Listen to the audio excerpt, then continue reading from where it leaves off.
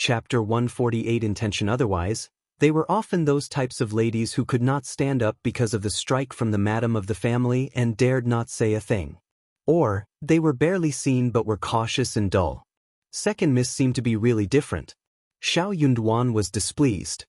He said calmly, "I wonder if the dishes my wife has made are catering to your tastes. We have limited ingredients in the village and I apologize for that." His wife had taken so much effort to make a table full of dishes, and they were even suspecting if they were tasty? How could a random lady make such dishes? What?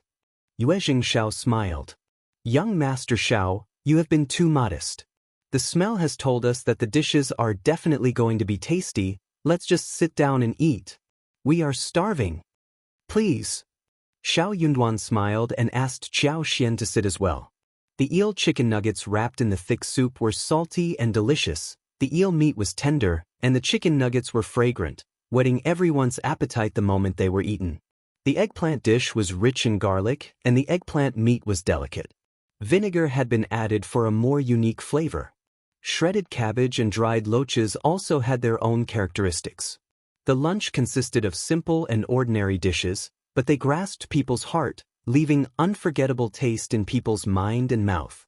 What surprised Yuezheng Xiao and Xie Jingrong was that the dishes were made of ordinary ingredients, but the way they were made had never been presented to them before, apart from the scallion egg and cabbage soup. It was a huge surprise. "Second Miss, you have cooked such great dishes, excellent." Yuezheng Xiao could not help but speak highly about the lunch. Xie Jingrong was calmer than him, but he looked as if he agreed with what Yuezheng Xiao had said. Qiao Xian smiled and replied calmly, "These are just ordinary dishes, not really that amazing." Qiao Xian had never been a good cook. She could make some ordinary dishes with not so outstanding tastes as before, but after she was equipped with the superpower, she seemed to be better at making dishes. She could control the fire well and had developed a sharp culinary skill. It was a subconsciously sharp sense, especially when it comes to vegetables. Yuezheng Xiao laughed. "Second Miss, you are really modest. Food could definitely form a relationship between people." After lunch, the four people seemed to feel more relaxed among themselves and talked a lot more. The rain had ceased and the clouds went away. It was sunny again, casting its light all over the land.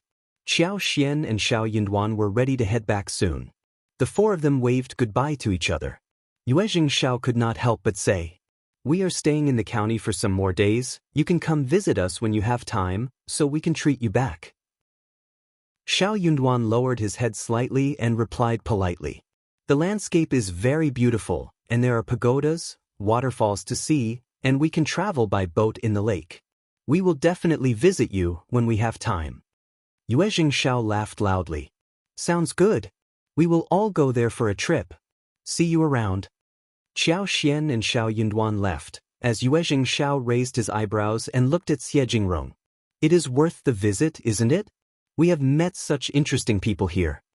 Xie Jingrong threw a look at him, saying nothing more. He had not expected that Yuezheng Xiao had opened his mind and admired so openly, whilst he was the one who kept falling into the pit. On the way home, Xiao Yunduan looked at Qiao Xian and could not help but ask, "Do you intend to establish a relationship with them?" Chapter 149 Not really. He was feeling a little guilty, nervous, and anxious as well. They were just a contract couple, and were not in a real relationship. She was building a road for her future, which was a normal thing, but somehow he could not stand that. "Oh, you noticed that?" Qiao Xian winked at him and smiled. "You are so smart."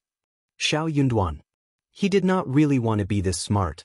But Xiao Xian added, "I think that we should be better prepared for the future.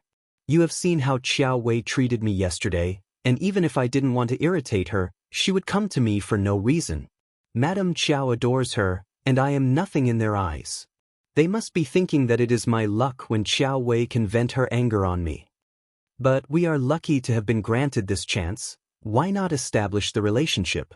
We may not rely on this kind of relationship fully, but it is always better to have something than nothing. Maybe one day we can ask them for help." In one word, it was never easy to make a living. She had just realized that Qiao Wei was a stupid woman who was spoiled and had no brain. She could humiliate her whenever she wanted, but she had no way to counter her. Her words made Xiao Yunduan feel motivated. I will definitely become the recommended man next year, I will. He looked at Xiao Xian with a gaze full of profoundness. He was determined. Xiao Xian smiled and nodded. Yes, fight on. I believe that you will too. She added. Even if, there is no even if. Xiao Yunduan said seriously, I will definitely make it. If he made it, she would not have to be suppressed or scared or anxious. Xiao Xian was struck speechless. Okay. I believe that you can make it too. He was so confident that she did not want to discourage him. Xiao Yunduan smiled and nodded. Yes. As the couple returned home, they repeated the matter to Ms. Fang, who was very happy for them. She could not help but praise Xiao Xian once again. Now there were wonderful fields for more than 200 mu in the family. They could have endless grains for the rest of their life. Moreover, she was also happy for her son and daughter-in-law, even though those grains could not be shared. But she also stressed to them about not revealing this matter to anyone else. Ms. Fang cribbed to Xiao Xian again. Soon the spring plowing was coming. Rakes needed to be made, and seedlings were required too. The matter regarding seedling was easy, but rake was not so easy to make. The problem was that not every household had bulls. There were around 100 households in Xiaoding village, but only a quarter of them had bulls. Therefore, when they needed to make the rake, they would need fathers and sons, brothers and even couples to make the rake, and do the plowing through pure manual work. Or they would need to rent the bulls with money. Bulls were expensive at that time. So, ordinary families could only rent bulls for half of the work, leaving the other half for the family members to complete. Chapter 150 Helpers. The first section of the Xiao family had plenty of money. Xiao Xian suddenly thought about buying 2 bulls for home and raising them. But Ms. Fang turned around and said, not buying, they can be rented for other people. What about just renting? Ms. Fang had so much money in her hands, so she was speaking with confidence. She did not care if the money was spent on renting bulls for plowing. Xiao Xian complimented her mother-in-law for being so considerate. When the rake was to be made, Ms. Fang offered the money and rented the bull, so her husband and sons did not have to work so hard. They had only 5 mu of fields at home. The production per mu at this time was very low. The grain harvested per mu of land was just over 200 kilograms. If it was a bad year, it might be even less than 200 kilograms. The 200 kilograms was counted with shells on the rice, and only 30 kilograms of rice could be produced out of 50 kilograms crops. The whole family used to have a very tight life. With the inclusion of taros, various beans, pumpkins, winter melons, and dug-up yams in the meals, they could get through the year. When the matter of rakes was solved, everyone was very happy. Miss Su in particular, because her husband, who was the eldest son, was always the most tired of all. This year, everything became easier. However, second uncle and third uncle came to ask the first section of the family to help them make rakes. They had no bulls either, but they had plenty of money to rent the bulls, yet they did not want to spend their own savings. Ms. Fang had argued about this earlier, but it did not work. The first section had offered them enough help through the years. But this year, Ms. Fang was really confident and acted much more fiercely. She was not going to ask Xiao Dalong to offer help. Second uncle said in a pretentious tone, elder sister-in-law, we should help each other, don't we always do it together? How about you finish your work this year, and then come to help us? Right.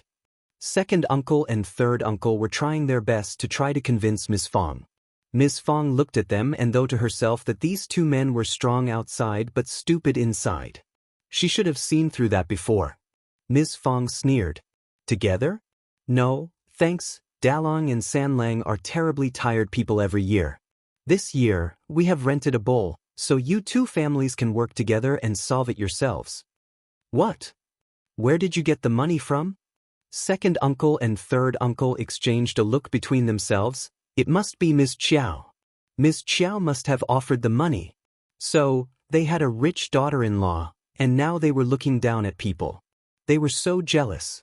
Third uncle said sourly, Oh, my brother and sister-in-law are living a better life with a rich daughter-in-law married to the family. Ms. Fang was startled, but didn't reply when they had this misunderstanding. Instead, she nodded along. The two men got increasingly annoyed. They went to elder uncle to seek family love. Eldest uncle did not dare to ask his daughter-in-law to pay for the other sections of the family, but he did not think that the spring plowing should be delayed as well. Chapter 151 Ideas. If the spring plow was postponed, the harvest by the end of the year would be ruined. That would not work. Ms. Fang did not approve of it. She kept reminding him of what Ms. Niu and Ms. Ma did to them, and eldest uncle felt quite helpless. But they already apologized. Could this matter not be done by now? The two of them argued but could not talk it through, so second uncle and third uncle had to leave first. Ms. Fang felt much better after telling Xiao what happened. She sneered. I am determined this time. I will never let them get what they want. We have given them so much over these years. It won't work if it continues in this way. Those people not only failed to thank them, but kept showing off outside the family, saying that the first section of the family were like their employees. Worse still, they even made up lies about the first section of the family. Her third son was getting married soon, and when they had so many daughter-in-laws at home, the daughter-in-laws would not be happy about the arrangement. Their dissatisfaction might lead to unhappiness in their own family, which would be such a pity. Those two sections of the family never made efforts in spring plowing, and Ms. Fang was displeased to see that they had more fields than she did. Xiao smiled. Right, Mom? We should never let them get what they want this time, but we can also think of a solution to make them pay for what they ask from us. Miss Fang's eyes sparkled and she asked, Do you have any good ideas? Xiao had a clear knowledge of what was going on. Her mother-in-law acted toughly, but she might not have full clarity about the situation. Her father-in-law would never allow his two brothers' family to miss the spring plow. It was a major event that could not be ruined at any cost. The second section of the family had a few sons, but the third section of the family had just one son who was only focused on studies. After he started to go to school and read, he believed that he was different from the rest of the family. He was definitely not going to the fields to do labor work. Therefore, they could never make any rake or finish the plowing. It would be so troublesome if they missed the spring plow and came to the first section of the family for food when they had nothing at home to eat. They could not just be driven out of the family, right? Xiao explained all this to Ms. Fang with a smile. She said that even if they offered the help, they should not do it so easily. Ms. Fang smiled. Yes, we will do as you say. I will never make them happy. Sure enough, the second section of the family and the third section of the family came to them in the evening again. Ms. Niu and Ms. Ma were present too. They were here to make an apology. The two women were not so willing to offer an apology and were really angry and irritated since that day. They had been so intimidating in front of Ms. Fang over the years. They never thought that one day they would have to apologize to Ms. Fang. But Ms. Fang was really furious this time. She did not allow her sons to offer a hand, which made the two women very worried. For the practical help they would receive, they had to tolerate the displeasure and humiliation at the moment. Ms. Fang felt slightly happy as she saw how these two women behaved. So she decided to put on the air of being the eldest sister-in-law of the family. Since you all know what mistakes you have made, I can forgive you somehow. But just look at what you have done outside the family. You are never thankful. It is so cruel of you. We have offered you so much help during the past few years, and you never remember how kind we are. No wonder the proverb goes that the more help you offer, the less thankful the receiver would be. Chapter 152 Empty Words. I understand now that the more help you offer, the more greedy the receiver will be. Eldest sister-in-law, anyway, I will let go of this matter this time, but you have to remember not to spread rumors outside. You have to be honest and down to earth as good human beings. And you should be grateful too. Otherwise you are worse than animals, right? Second uncle and the others were so irritated in their hearts. But they had no right to counter her. They forced a smile and nodded. Ms. Fang felt even prouder. Just think before you do anything and don't break your eldest brother's heart. You all have sons and daughter-in-laws, grandchildren and everything. Don't keep turning to your eldest brother for help whenever you have problems. Your eldest brother is getting old and he can't really be of help all the time. Second uncle and third uncle felt very humiliated when they had no excuse to counter her words. Eldest brother stiffened and was silent. Ms. Nyo added, Eldest brother, eldest sister-in-law, what about spring plowing? Oh yes, what about it? Ms. Ma added, what about going to the field tomorrow? Time is so pressing. Second uncle and third uncle nodded in agreement. Ms. Fang sneered inwardly. It seemed what she said in the past few minutes were all empty words. They were never going to become independent or examine themselves. They were so used to relying on their eldest brother for everything that they could not change the habit so easily. There were always people who could not change their nature, no matter how the environment changed. Ms. Fang said, we are a family, but we still need to have an account for everything. My sons can't help you for free all the time. Instead, we can make an exchange. Second uncle and the others nodded in agreement. They agreed because the exchange would happen in the next spring plowing time. For now, everything could be agreed upon and then later left behind. Ms. Fang knew exactly what they were thinking, seeing how easily they nodded. She sneered inwardly and added, since we need to settle it fairly, we will write it down. They were all startled. Second uncle felt very uncomfortable. We are a family. We don't need to make it so serious, right? Why not? Ms. Fang sneered. I don't want to take advantage of anyone. What if some rumor is spread again? I only trust written words. Eldest uncle could not say a word. Ms. Nyo and Ms. Ma were so angry. That episode was the bargaining chip Ms. Fang could always use throughout her whole life, right? Actually, Ms. Fang truly planned to do that. They were the ones who betrayed her, no?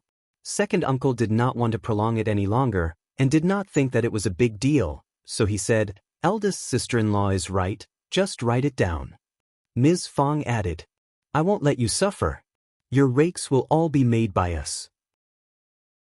Second section of the family, you have 8 mu of field, third section of the family you have 7. 6 mu of fields, right? So together with rakes, the second section of the family has 19 laborers, whilst the third section of the family will have 15, right? Any problem? Second section of the family and the third section of the family were all dumbfounded. Even eldest uncle was dumbfounded. Ms. Su was startled and she was about to say something, but could not counter her mother-in-law's authority. She was feeling so hurt inside her heart. Was her mother-in-law giving herself up out of anger? What nonsense was she talking about? Chapter 153. Your words. Her man would get so tired when he had to do all the work. Ms. Su almost cried with teeth clenched. Sister-in-law, you are sure? If you are so happy about this, we are willing to assist you too. Second section of the family and the third section of the family were very pleased. Ms. Fang looked at them expressionless. Good that you have nothing against my proposal. Duan, fetch the paper and pen and write it down. Okay, Mom. Xiao Yunduan soon got the paper and pen and wrote 2 contracts according to Ms. Fang's opinions. Second uncle and third uncle made a thumbprint on their names respectively. Dang, Sanlang, get up early to do work, don't forget about the fields. The 2 sections of the family left after getting the assurance. Eldest uncle suddenly felt guilty and he sighed. What are you doing? Why did you agree to take all the work for yourself? My sons are going to get so tired. Ms. Fang sneered. Oh, feeling sorry for your sons? I thought you would be happy. After all, they are your brothers, aren't they? Eldest uncle was struck speechless. You think that your brother and nephews would work hard? Just ask your sons, when do the fathers and the sons actually work? It is all done by our sons. Xiao Dong laughed as Xiao Sanlang pursed his lips. That is right. She said voluntarily, they are even worse than me. Eldest uncle, Ms. Fang threw a look at her sons and daughter-in-laws as she put away the paper and said, don't worry, I have my own idea, just go and rest. Ms. Fang also told Ms. Su to tell Dalang not to go to the second section of the family's field the next morning. Ms. Su felt a bit confused, But she never wanted her man to help the other sections of the family anyways, so she nodded in agreement. The next day after breakfast, Qiao Xian asked Dalong, Ms. Su and Erlang to help her work in her medical field. She was going to pay them 20 won a day as before. Ms. Su was very happy when she heard that, especially since she did not have to help the second section of the family. She even felt that her shovel was lighter than before. Qiao Xian had brought the seeds of Nodo ginseng and false starwort from Manager Qin, and needed to plant them down as soon as possible. She decided to allocate 2 mu for each of them. There were not many fruit trees at the moment, so they had enough fields empty for herbs. If she was able to get the right buyer, then she could buy some more fields through Manager Qin and expand the planting of medical herbs. Or she could pick some households from the village and rent their fields for mutual planting. Qiao Xian had not forgotten about Chinese fleeceflower root. She told Xiao Xiaoqi and Xiao Taotao about it as they headed to the mountain together. Xiao Yunduan did not follow along, but asked them to be careful. It was their goal for the day when they entered the mountains. Qiao Xian used her superpower and started the search. She could see everything within a 6 kilometers range. The only shortcoming was that the road became very bumpy as they went deep into the mountains, and they were not fast enough to catch up with the superpower's speed. Qiao Xian was not in a hurry either. She was trying her best, but also needed some luck. She had looked everywhere as far as she could. If they really failed to find it, then it meant that there was none existing. And that was what eventually happened. Chapter 154 Second and third section of the family, but they found a lot of delicious wild mushrooms, fresh bamboo shoots, and bitter bracken. Moreover, Xiao Xiaoqi also hunted 2 wild roosters. They also found a lot of wild lilies, but they just started to grow before the mature season. Hence, Qiao Xian didn't bother to pull them out. She was going to wait until autumn as long as she wanted. Wild lilies were not troublesome to find at all. They also found a batch of wild wolfberries. She was very interested in wolfberries, so she asked the brother and sister to take some tender wolfberries seedlings back home. They broke off a bunch of older branches, cut off the leaves and branches. She planned to take them back and place them around the flower field. In the future, they would often have fresh and tender wolfberry sprouts to eat. Wolfberry sprouts were delicious in soups, stir-frying meat, scrambled eggs, salads, and steamed dishes. Also, sprouts would turn into wolfberries as well. Wolfberries could be used to make tea and soup. They also passed a waterhole which was flowing smoothly. There was a long creek running through the mountains, and there were a lot of fish in the pools and ravines. Especially in the water pool, big fish which were longer than a foot could be seen swimming lazily in it. Xiao Xiaoqi and Xiao Taotao could not help but drool over the fish which they had tasted before. But for the distance away from home, they would have taken 2 of them home. Qiao Xian was quite motivated as well. She said to them, "Don't worry, when we are free in winters, we can ask everyone in the family to fetch the fish together. We can even make smoked fish when the days turn colder. The fish is so big that it is the best material for making smoked fish." Smoked meat would always be made in farmers' families every year, and some frugal families would eat smoked meat for half a year. Xiao Xiaoqi and Xiao Taotao were very happy hearing what Qiao Xian said. Smoked fish. That sounds amazing. I will bear this place in mind, and we can come back in winters. Qiao Xian smiled. Then, we can hunt some more roosters and rabbits to turn them into smoked meat, but they have to be big and fleshy, otherwise there would only be a skeleton left. By that time, she could even find some wild boars and goats. Xiao Xiaoqi and Xiao Taotao were even more pleased. It was getting late, so the 3 of them decided to head home. Back home, Ms. Fang put the wild bracken into boiling water and blanched it over a fire, then tore it in half and soaked it in clean water. Brackens had a bitter taste and needed to stay in water overnight. But the bitterness also tasted good, like bitter melons, which was a delicious dish for people. The bitter brackens tasted even better than bitter melons. They ate up the 2 roosters and the whole family finished it all. They deep-fried the meat in the oil and it could never turn out bad. They left nothing for the second section of the family and the third section of the family. Ms. Qiao heard some gossip from Ms. Fang. Second uncle and Ms. Niu must have been thinking that everything was sorted, so they started to show the intimidating behavior yet again. They came to the door in anger. They wondered why Xiao Dalong and the others did not go over to help them with the fields. But Ms. Fang drove them away coldly. "What are you in a hurry for? I will take responsibility if something goes wrong. We have drawn contracts, right? What are you afraid of?" Second uncle and Ms. Niu got really angry, but they could not do anything when they heard what Ms. Fang said. Chapter 155. Here again the contract was written down and they could not deny that. Despite this assurance, they were still worried that no one would make it in time for the plowing. They got even more angry when they thought of how Xiao Delong was helping Qiao Xian with her useless garden. Ms. Fang replied coldly, "That is something happening in our house, and of course it is more important. Also, Ms. Qiao pays them 20 won a day for the work they do." Of course they were not helping for free. What did they think? Qiao Xian had only hired Xiao Dalong for work, instead of outsiders, so second uncle and the rest could not say anything about it. Ms. Fang put that out on purpose, just to annoy them. You can never imagine how they looked when they left. Honestly, it was so funny. Qiao Xian could not help but smile. Serves them right. This is the consequence they have to bear for bullying you all these years. If they want to trouble you again, we will never allow it to happen. Thank you so much. Miss Fang smiled so kindly. Qiao Xian chuckled. Mom, to celebrate this, let me cook tonight. I will make many delicious dishes. Miss Fang laughed. All right, make anything you want, we have plenty of money. Oh, by the way, you don't have to buy rice or flour for the shared savings. I will ask Third to buy it from his share. Qiao Xian nodded with a smile. Okay, Mom, you are the best to me.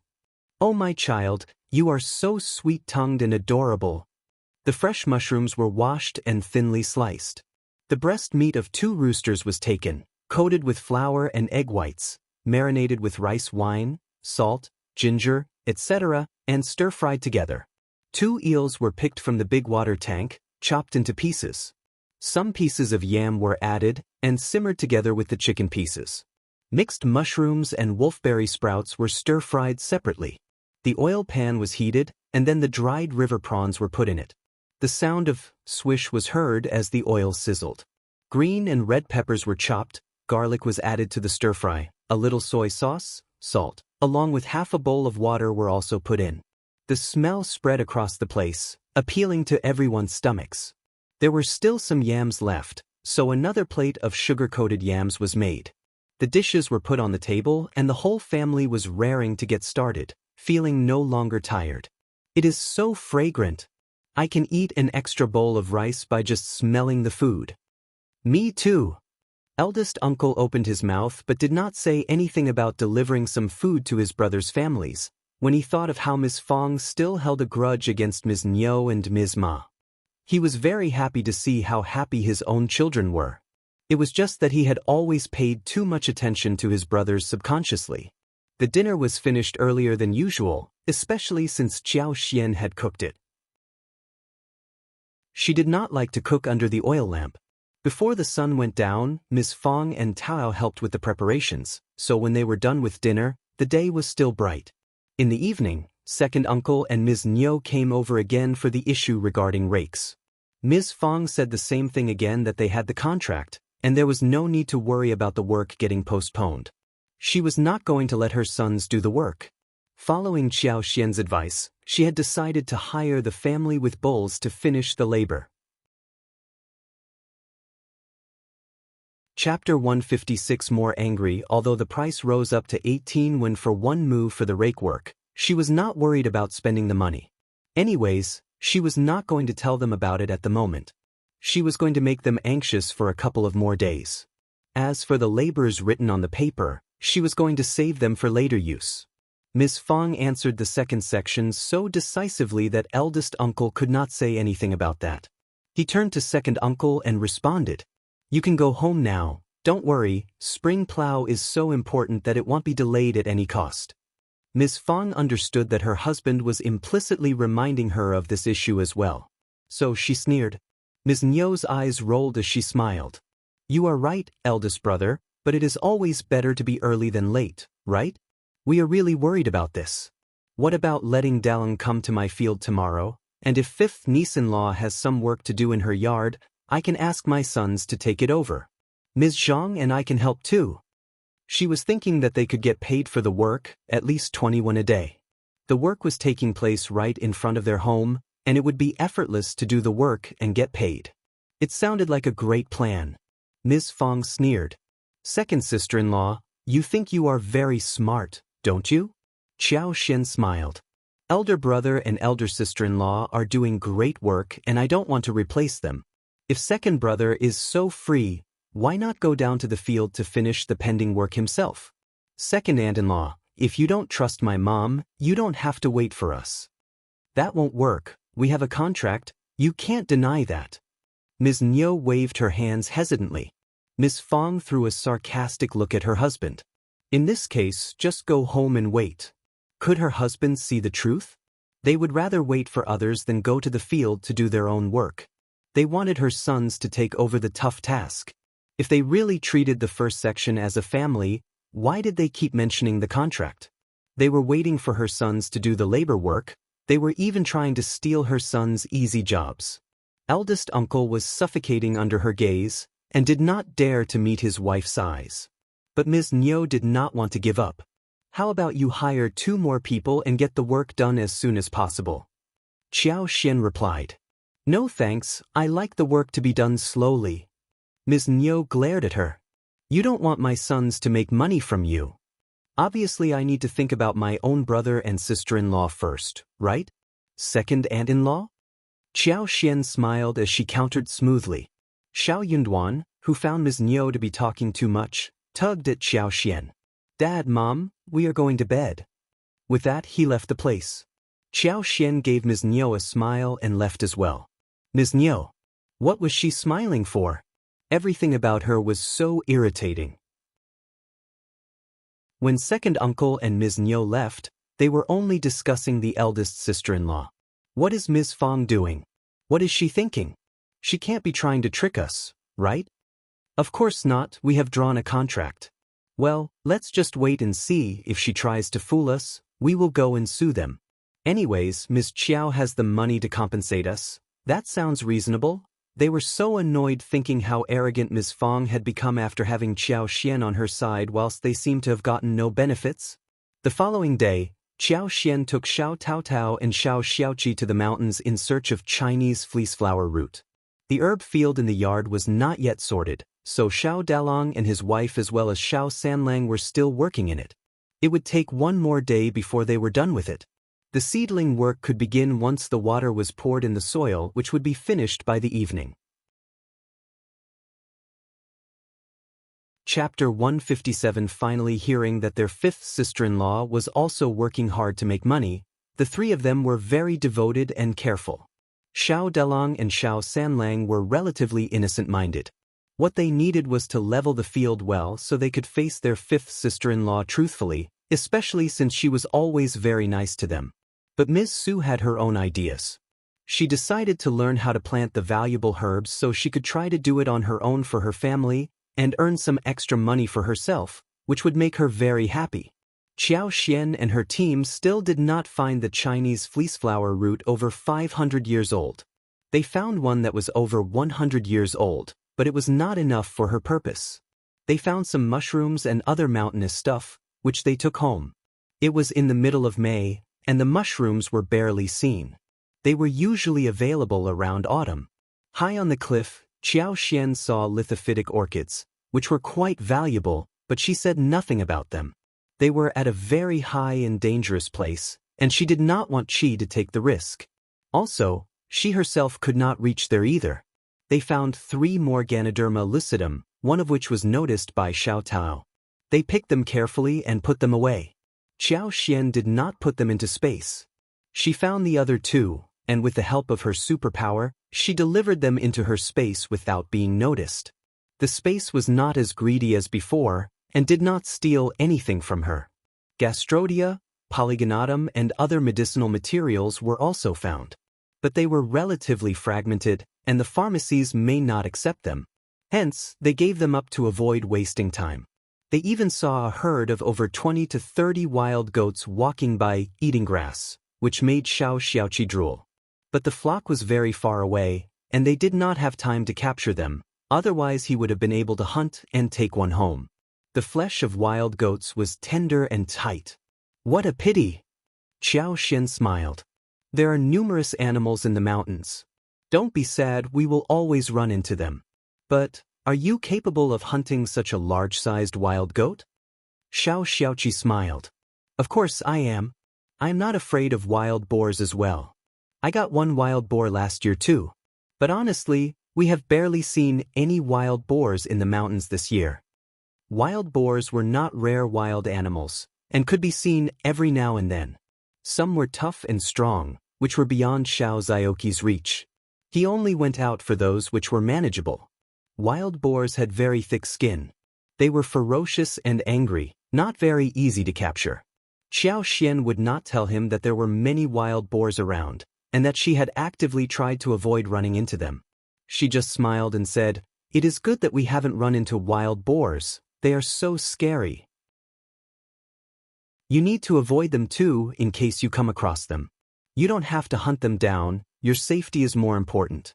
Xiaoqi felt warm in his heart and nodded. "Yes, I will be careful." The following day, they finally found 2 Chinese fleeceflower roots that were growing together. Xiao could tell that one of them was more than 500 years old whilst the other was around 400 years old. Overjoyed, Xiao led Xiaoqi and Xiao Tao to dig them out. The 2 Chinese fleeceflower roots were entangled with vines, so they cleared away a large side of the vines and the land around them before digging them out carefully. It took them over 2 hours to get the 2 Chinese fleeceflower roots out. The plants were old but not very heavy. Both of them were around 2.5 kilograms, but did not resemble the figure of human beings. Chapter 158 Good things. She intended to give the one over 500 years old to Xie Jingrong, and handed over the other one with Xiaoqi for future use. Actually, she wanted to put it in her space. A 400 years old Chinese fleeceflower root should be considered as treasure. Her space would not reject it, right? Xiaoqi and Xiao Tao followed whatever their sister-in-law said. They were so lucky that they not only found Chinese fleeceflower roots they needed, but also another good thing called Chinese Masona. Chinese Masona belonged to the family of grass, but could grow very high, sometimes as tall as an adult. The twigs were tender, and the leaves were oval-shaped, bigger than a thumb. The color was dark green, and fruits grew out of them, sweet and edible. Ripe fruits would turn black, and they grew in a cluster of more than 10. Each of them was as small as the eyes of a carp. The leaves as well as the ripe fruits would give off a fresh grassy smell when bitten in the mouth. The leaves of Chinese Masona were first mashed, then wrapped with cotton gauze, rubbed with water in a pot, and the juice obtained was filtered and left for a while. A natural pure green jelly could be made in this way. When the jelly was served in the bowl with some honey as well as mint water, it would become a really good snack for hot summer. If they could find saltpeter and make ice out of it, then the snack would taste much better by adding some chopped ice in the jelly. When she had enough people working for her, she would open a dessert store. Xiao chopped a large bunch and decided to plant some Chinese Masona in her flower field. She could even make jelly as a snack whenever she had time. She thought of another thing that could be used to make jelly, namely the creeping figure. The creeping fig was a far better option to make jelly than Chinese Masona. When ripe creeping figs were dried, the small seeds inside could be collected and grounded for making jelly. It was much easier to make and store that. But the creeping figs would only ripen in August and September. At this time of the year, the creeping figs were just beginning to bloom. The creeping figs were growing wildly and broadly, and could be found easily. She would focus on this business in a couple of days and bring them home too. That was a plant that could survive easily, as long as their vines were well planted. Satisfied, Xiao asked her siblings-in-law to get ready to go home. Xiaoqi and Xiao Tao were both very motivated when they heard that the Chinese Masona could be used to make something tasty. They put the cut branches on their backs directly. Xiao Yunduan could not help but admire his wife's good luck. She had really found what they needed. "Darling, we will deliver it to the town tomorrow," I believe that young Master Xie wouldn't have left yet. We can give it to him face to face. Xiao Yunduan nodded with a smile. Sure. He was going to keep her company on their trip to town, especially when she was meeting those two men. Miss Fang did not know the details, but seeing that they had found what they wanted, she was very happy for them. Xiao Yunduan and Xiao Xian were unaware that the day they ran into Xie Jingrong and Yuezheng Xiao, they also ran into Strategist Lu, who was working for County Magistrate Qiao.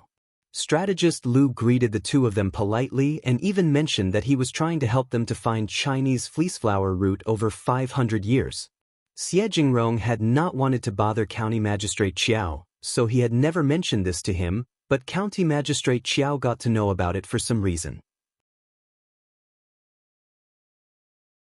Chapter 159. Tricky Xie Jingrong, who had been thinking that one more helper might work better, expressed his gratitude politely but refused his help.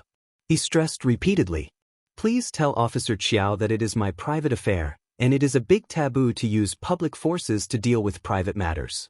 It is not good to hire so many people, otherwise I will feel really guilty about it. Those senior people in the family would blame me for it too." Strategist Lu was startled as he smiled and nodded. "You are right, absolutely right. Young Master Xie, don't worry, I will never deal with private things using public forces, never." Strategist Lu informed County Magistrate Qiao about it, and the magistrate had to drop the idea of getting the staff to search for the plant or putting up the poster of offering prizes to those who found it. But he was not going to drop the idea of sucking up to the Xie family. So, he dispatched a few servants and several trustworthy policemen to seek the same in the mountains. Then, he gave Strategist Lu some money to look around the mountains with some reliable villagers. He even stressed that the young Master Xie did not want this known to others, so everyone who was looking for the Chinese fleeceflower root should stay low-profiled rather than shout around, otherwise they would be punished. Officer Qiao said to Madame Qiao happily, "There are so many mountains in the county.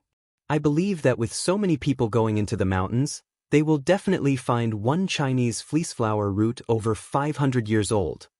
If we find it..." County Magistrate Qiao started to dream as his eyes sparkled. "I heard that young Master Xie is planning to give the plant to Madame Xie, which should be a huge favor they would owe us."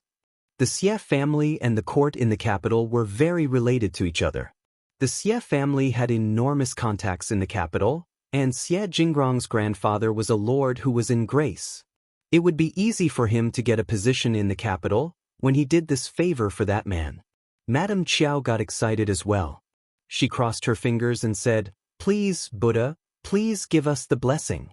If it happens, all will work out so well." Madame Qiao's eyes rolled as she smiled. 500 years or 400 years, or less, the year is not fixed.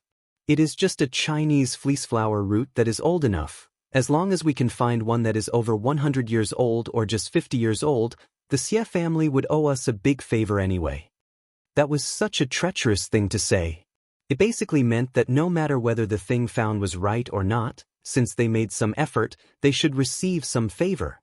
Officer Qiao's eyes sparkled. He laughed. "That is a good idea." After all, he was really willing to help young Master, but it was never easy to find a Chinese fleeceflower root over 500 years old.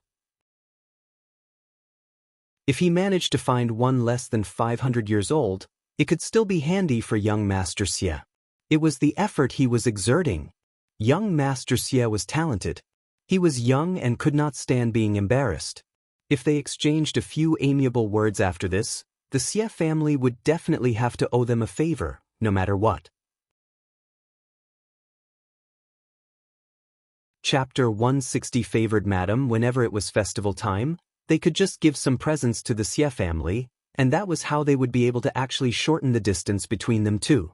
The bigger Officer Qiao dreamed, the more he liked his wife. "You are such a smart helper." Madame Qiao smiled proudly. "We are one family and are bound together. Your honor will be my honor, so I have to pay attention to your affairs." "You are so good, huh?" Officer Qiao laughed loudly. Early in the morning, Xiao Xian spread the seeds of some plants with Ms. Su and Xiao Taotao, before heading to the town with Xiao Yunduan. In order to show enough importance to the matter, Xian found an appropriate-sized box from her useless dowry and put the 500-years-old Chinese fleeceflower root inside it. Yuezheng Xiao had told them about their lodge when they bid farewell to each other the last time, so Xiao Yunduan and Xian headed directly to the hotel once they reached the town. Yuezheng Xiao and Xie Jingrong had been resting at the hotel due to the strenuous mountain climbing a couple of days ago. Hearing about their visit, Yuezheng Xiao smiled and asked his servant to invite the couple in. Xiao Yunduan and Xian were here to deliver the Chinese fleeceflower root. Xie Jingrong was overjoyed and also surprised. He thanked them again and again after seeing the large-sized, fresh-smelling plant, and headed to Mingrantang along with them for Manager Qin to identify the age of the plant. Manager Qin was dumbfounded as well. He had never expected that they really could find the Chinese fleeceflower root. He had dispatched many people from the pharmacy and entrusted experienced hunters and farmers to go into the mountains, yet everyone failed to find anything. These two were just so lucky. Manager Qin exclaimed in joy when he saw the size. I have seen many Chinese fleeceflower roots. This size should definitely be over 300 years old. Xie Jingrong looked very happy. 300 years old would be okay, if 500 years old one could not be found. Xiao smiled and said calmly, Manager Qin, look carefully again. Okay. Manager Qin nodded and started to observe the roots and stems carefully, trying to distinguish every single detail. They had no other devices to test the age, and the manager had to discern it with only his eyes. Over the years, he had become very good at distinguishing the plant's age. 15 minutes later, Manager Qin nodded with a flushed face. All right, this Chinese fleeceflower root is definitely over 500 years old, no doubt. Really? Let me take a look at it. Yuezheng Xiao and Xie Jingrong spoke up simultaneously. One of them thanked Xiao Yunduan and Xian out of politeness, whilst the other looked at the Chinese fleeceflower root curiously, as if hoping that it would bloom. That was a Chinese fleeceflower root over 500 years old. It was such a rare thing. The entire group was happy after they left Mingrantang. Xie Jingrong invited the couple to have a drink at the tea house, whilst his servant had run back to the hotel to fetch the gift. Soon the servant came over. Xie Jingrong opened the brocade box, and there was a jade lying in an apricot-colored brocade. It looked so white and pure, showcasing some bright circles around it. It was definitely not cheap. Xie Jingrong smiled. Thank you so much, young Master Xiao and Mrs. Xiao. If you ever need my help, please bring this jade to the Xie family, and I will do all I can to give you a hand. Chapter 161. Xiaoxian's used. The Xie family was going to use the Chinese fleeceflower root to put in the medicine for Madame Xie. Money was never going to be enough to pay back this favor. That was why Xie Jingrong offered something else. He could tell that the couple did not lack money, or at least, they were not worried about wealth. Xiao Yunduan was the cultivated talent and he was going to participate in the examination next year. Maybe he could go further than that. At that time, he probably would need the Xie family's help. The Xie family would be willing to give him a hand, as long as it was legal. That was why he gave them the jade, which was precisely what Xiao Yunduan and Xiaoxian needed more than anything else. If it had been a hunter who delivered the Chinese fleeceflower root, he would have offered him the money. Xiao Yunduan and Xiaoxian were glad. The Xie family was a noble family and young Master Xie knew exactly what they needed. Thanks. Xiao Yunduan accepted the gift generously. He did not need it, but Xiaoxian definitely wanted it. If Officer Qiao and the whole family were to treat her badly in the future, Xiao Yunduan would definitely make use of this jade. Officer Qiao was a clever man, and he would never expect that a concubine's daughter could ever make the Xie family help her. Xie Jingrong exchanged a few polite words and developed some good feelings toward Xiao Yunduan. He really liked people such as him, who were sharp and direct. Yuezheng Xiao smiled. Now that the goal is achieved, we are relieved. I will treat you both for lunch today. Xie Jingrong nodded alongside. Xiao Yunduan and Xiaoxian did not turn them down. Xiaoxian had the intention of befriending them, whilst Xiao Yunduan had no intention of cutting off the relationship, so the couple accepted the invite graciously. The four of them ate lunch at restaurant Yanhe before Xiao Yunduan and Qiao Xian left. During lunchtime, Qiao Xian reached an agreement with Yuezheng Xiao, telling him to wait for a little longer, since she had a commodity to show him. She wondered if he was interested. Yuezheng Xiao was very interested and accepted the proposal directly. When they went home, Xiao Yunduan gave the brocade box to Qiao Xian. "You can keep it." Qiao Xian smiled. "Really, for me? I think that you need it more than I do. I trust that you can become a recommended man. What if you get bullied? You can keep the jade. This can ensure that everything goes fairly in the future." Xiao Yunduan felt his heart become warm. He smiled gently. "No one would dare to do anything about the village examination, and I barely go out or have any conflict with anyone. You keep it so you don't have to be at the mercy of Madame Qiao and her daughter." Qiao Xian accepted the brocade box after hearing that. "Okay, I will keep it, and we will use it when needed." Xiao Yunduan felt really comfortable when he heard her saying "with." He nodded with a smile. "Okay." Qiao Xian smiled. "I will stop here. I need to do some work. You should get back to your studies. I am going to make the commodity and show it to young Master Yuezheng. If he likes it, we will have another way of making money." The more money they had, the wider the road would be, and the stronger they would become as well. In this way, she would be able to get rid of the Qiao family permanently. Also, she was going to live more happily as well. Chapter 162 Lipsticks. Xiao Yunduan smiled. "Okay, go ahead." He had no idea what other strange thing she was going to work upon. Xiao Yunduan was confused. Exactly how many strange books had she read? Qiao Xian was about to say something when she ended up smiling. "Then I will be off now." Saying so, she ran away. She had no time to waste. There was only half a day left. Qiao Xian asked Xiao Taotao to give her a hand. Xiao Xiaoqi joined them too, when he saw them in a frenzy. The three of them came to the floral field and plucked pink roses. There were 3 colors of roses: pink, rosy, and orange. Qiao Xian had used her superpowers secretly, so the flowers bloomed and the fragrance became stronger. It was the flourishing time for the roses in May. Qiao Xian had tried to keep control of the growth, yet she could not control nature's vitality too much. Moreover, she needed to get down to making lipsticks as soon as possible. If she used her superpower, the roses would keep blooming until the end of June. Apart from these, there were China roses which bloomed throughout the year.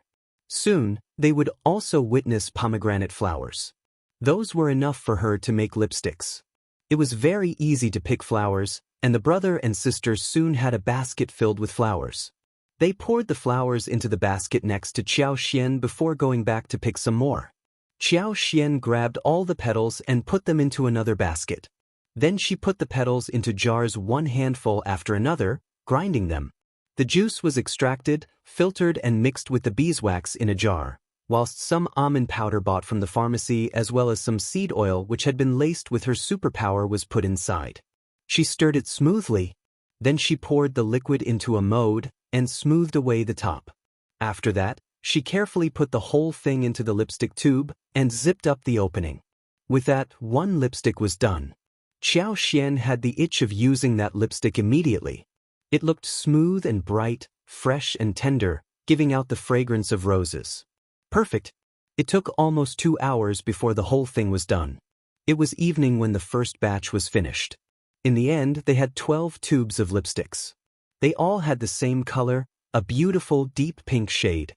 She was going to fetch red roses and deep red-colored China roses as well as orange-color roses for another batch respectively. With that, all the samples would be done. She was going to mix the colors so different shades of lipsticks could be made.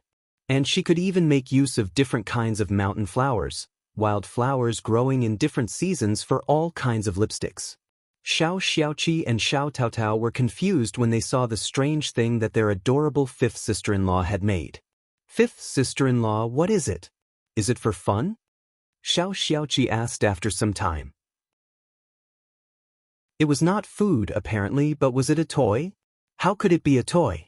Xiao Xiaoqi really could not fathom what it was. Xiao Taotao blinked in confusion as well. Qiao Xian smiled. That is called lipstick. Same as a blusher but for lips. Xiaoqi was still confused, but Xiao Taotao's eyes brightened.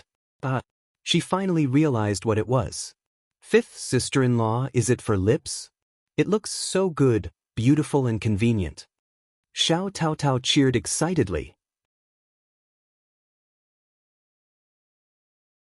Chapter 163 Achievements. No girl could resist such a novel thing. Xiao Taotao's eyes sparkled as she looked at the lipsticks in Xiao Xian's hands. She could not help but feel excited. Her eyes were conveying only one thing. She really wanted to try it. Tao Tao is right. Xiao Xian said, we can make some more these days. Tao Tao, I will give you one of each color, as well as 41 a day for all your hard work. Thank you, fifth sister-in-law. I don't need a salary, these lipsticks will be enough for me. She had hoped to get only one, because she knew that lipstick would be expensive and it would be sold for money. But she did not dare to say a thing. She would like one in each color, because the lipsticks looked really beautiful. You are working for me, so you should be given a salary. My sister-in-law should be dressed pretty and wear beautiful makeup. Xiao Xian laughed. Xiao Taotao flushed out of shame. You are laughing at me. No, I am not. You are very beautiful and the lipstick will make you look even more so. The two girls were talking happily among themselves, but Xiao Xiaoqi was still confused. After a long while, he found himself remarking. So, this lipstick is to dab the lips, but that would make people look like monsters. Xiao Xiaoqi could not understand the concept of lipstick. What do you mean? You know nothing. Xiao Taotao glared at him. Lipsticks work better than lip flushers. It is a very good thing. Xiao Taotao looked obsessed. Fifth sister-in-law, you are so clever and so capable. Xiao Xiaoqi. He scratched his head, not daring to say anything that might make his sister displeased. But could these lipsticks really make money? He was very confused. However, he was even less sure when he saw how excited his sister and fifth sister-in-law were looking. In one word, women were so strange. The following day, Qiao Xian, Xiao Taotao, Xiao Xiaoqi and Ms. Su started to work in the floral field early in the morning. They were loaded with a lot of work. They had to make rosy, dark red and orange-colored lipsticks within the day. The three of them were responsible for picking petals, cleaning and grinding. Xiao Taotao was a fast learner, so Qiao Xian even let her filter the juice, whilst Qiao Xian was engaged in other processes. Qiao Xian was thinking about buying some more things when she had more money, since grinding petals was a very difficult task. She wanted to get 3 jade-like small grinders to grind the petals, which should be easier than grinding by hand. They needed to improvise other tools as well. At the end of the day, everything was coming together nicely. They not only had lipsticks, but Xiao Xian even made 2 lip balms with mint and gardenia flavor. It was a cream with light green and yellow color, very good for moisturizing the lips. Xiao Taotao loved all of them. Her eyes were sparkling when she saw the lipsticks. Ms. Zu's eyes were sparkling too, but she was trying to press down the eagerness. She could not afford to use such a thing, and would feel embarrassed if she applied it. She could ask the fifth sister-in-law for 1 lipstick and put it on in her room. The lip balm was also enticing, which should be good to put on since it was transparent. Xiao Xian was quite generous. She gave each of them 1 lipstick of every kind. Xiao Taotao cheerfully accepted them with gratitude.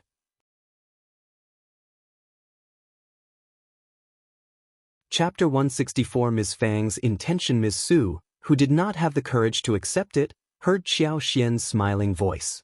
Just take it, elder sister-in-law.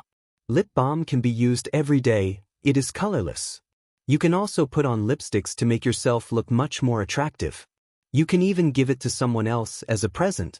I will go into town and visit the flusher store so I can buy some skin cream for you, which together with a lipstick, will make you look much healthier.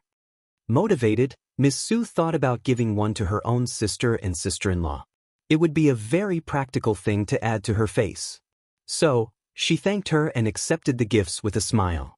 When they came home from the floral field, they ran into Ms. Niu and Ms. Ma, who were still pestering the family about the spring plowing. The 2 women were so angry but could not say a thing. They tried to reason with Ms. Fang. Ms. Fang looked calm and replied the same thing over and over again. We have drawn contracts, you don't need to worry about anything. I will take the responsibility if your fields are ruined. That made Ms. Niu and Ms. Ma even more annoyed. It was the spring plowing. What if the plow is postponed and they had nothing to harvest before autumn? They would have to starve. Of course, they were really anxious. What was Ms. Fang planning? Seeing their anxious look, Ms. Fang felt really glad within her heart. She was going to make them become even more anxious, so they would have no heart to eat or sleep. Seeing Qiao Xian return, Ms. Ma could not help but throw her temper at her. What are you doing outside every day? No daughter-in-law should behave like this. You are so ill-mannered. Qiao Xian chuckled and blinked. Third aunt-in-law, my mother-in-law approves of my idling outside. She loves me. Ms. Fang sneered and snorted. Yes, I love to see my daughters-in-law having fun and they can do whatever they want. I am quite satisfied with them. They are so kind and well-behaved. Ms. Ma was so irritated that she was speechless. Ms. Fang was being so arrogant because she had a good daughter-in-law. Well, it seemed that a rich, good daughter-in-law could make people arrogant. That made her feel even worse. Without the intention of speaking with them anymore, Ms. Fang said impatiently, You can go home now. I have already promised you. What are you afraid of? Do you not trust me? Ms. Niu forced a smile. That is not true. Well, okay then. Ms. Niu, we will wait until you fulfill your promise. You won't starve us, right? Otherwise, we will have to come to your home to eat. Ms. Fang laughed. Are you still asking again when you know about this already? Ms. Niu. Ms. Fang added. But you are wrong. I have only taken responsibility for your rakes, not anything else. Don't come to me no matter whether you have food to eat. You can't keep taking advantage of us all the time. Ms. Niu was stuck in words. When the two women left, Qiao Xian told Ms. Fang about lipsticks. Ms. Fang did not have much knowledge of it except that it did look exquisite and made her speak highly of it. It is going to sell well, right? Qiao Xian nodded. Definitely. Cheerfully, Ms. Fang said, Okay, only you are able to come up with an idea like this. Keep the money well and don't tell anyone. Of course, Mom. Ms. Fang smiled and stressed that to Ms. Su, who promised her as well. She was not going to counter her mother-in-law. Chapter 165 Bad for money. Although she was very jealous of her fifth sister-in-law who kept making a lot of money, she knew pretty well that she was not capable enough to do the same all by herself. Therefore, she was envious, yet happy in the present situation. After all, when fifth sister-in-law made a fortune, she was benefiting from it too. Moreover, fifth sister-in-law had told her that there would be numerous tasks for them to do in future, and she would be paid for all the work, like the 40 she received today. She gave 21 to the shared savings, and the remaining 21 was left for her. Qiao Xian was cooking dinner tonight as a celebration of what they had achieved in the daytime. They still had 1 duck remaining at home. They bought 2 ducks a couple of days ago, one for the Dragon Boat Festival, and the other one was kept for this day. The duck meat was minced, and the garlic sprouts and green peppers were chopped. The peanuts in the rice pot were fried until they became crispy. Then the peanuts were smashed and stir-fried together with the rest. Some steamed buns were also made which could be eaten with the fried duck meat. The others were cut into slices and stewed with the sun-dried bamboo shoots for soup. They scooped out 2 carps from the tank in the backyard and fried them on 2 sides. They added clear water, chopped pickles and cooked it with dried chilies. Another fat catfish was taken and stewed with fresh eggplants. The catfish was fat but not greasy, and the eggplants had a strong fragrance. The 2 dishes complemented each other. Then a plate of dry beans and a plate of cold garlic lettuce were made alongside, which was good with the meat. Whenever Qiao Xian was cooking, everyone in the family was so glad, especially Xiao Zhenyan and Xiao Qing, who had no idea what was being cooked, yet they knew that their fifth sister-in-law was making good things. Seeing the fish and meat served on the table, eldest uncle was really concerned about the spending. The fish was all right, but what about the duck? How could they kill ducks when it was not festival time? They were villagers. They should not live like this. The money could not be used to live such a spoilt life. But he said nothing when he looked at Xiao Xian. She had always said that she bought these with her dowry, and there was no way for him to counter it. Therefore, he could only eat the food and feel guilty for his brothers. The following day, Xiao Xian asked Xiao Xiaoqi and Xiao Taotao to accompany her to the town. She did not want Xiao Yunduan to come along. Xiao Yunduan's main mission was to study, and he could not possibly travel with her all the time. Also, he did not have to go along this time. She had told Yuezheng Xiao that she would bring the lipsticks to him, that was all. She was determined that Xiao Yunduan had to agree to her proposal. He kept reminding her to conceal her face so the Qiao family would not notice her. The three of them entered the town and went to the hotel. Xiao Xiaoqi and Xiao Taotao had never met such handsome and noble-looking young masters, so they felt a bit restrained. They were both dumbfounded. Xiao Xian stabilized them. She needed their help in the future, and needed to bring them along to experience the world so that they could gradually get better.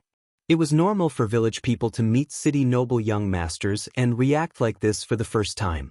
If she needed to broaden their horizons, she would need them to move around more often. "What have you brought for me, Mrs. Xiao? Let me have a look." Yuezheng Xiao said happily. He was very curious. Second miss of the Qiao family was a lot of fun. Xie Jingrong was present there as well. He was curious too, but he was not as unrestrained as Yuezheng Xiao. Xiao Xian smiled. "I only bring good things to you, young Master Yuezheng."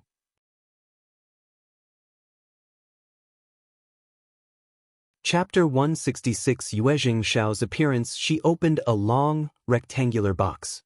Yuezheng Xiao and Xie Jingrong turned to look at it subconsciously. "What is it?" It was a white porcelain tube depicting various flower patterns in the size and length of a finger. What was this? Yuezheng Xiao was a well-informed person, but he was very confused at the moment. Xie Jingrong blinked and was confused too. Xiao Xian smiled and took out one lipstick. She removed the lid and twisted the tube. A rose-colored, creamy-looking stick came out of the tube gradually. The top of the cream was smooth and gentle, looking very beautiful. "What is this?" "Something I made. I call it lipstick."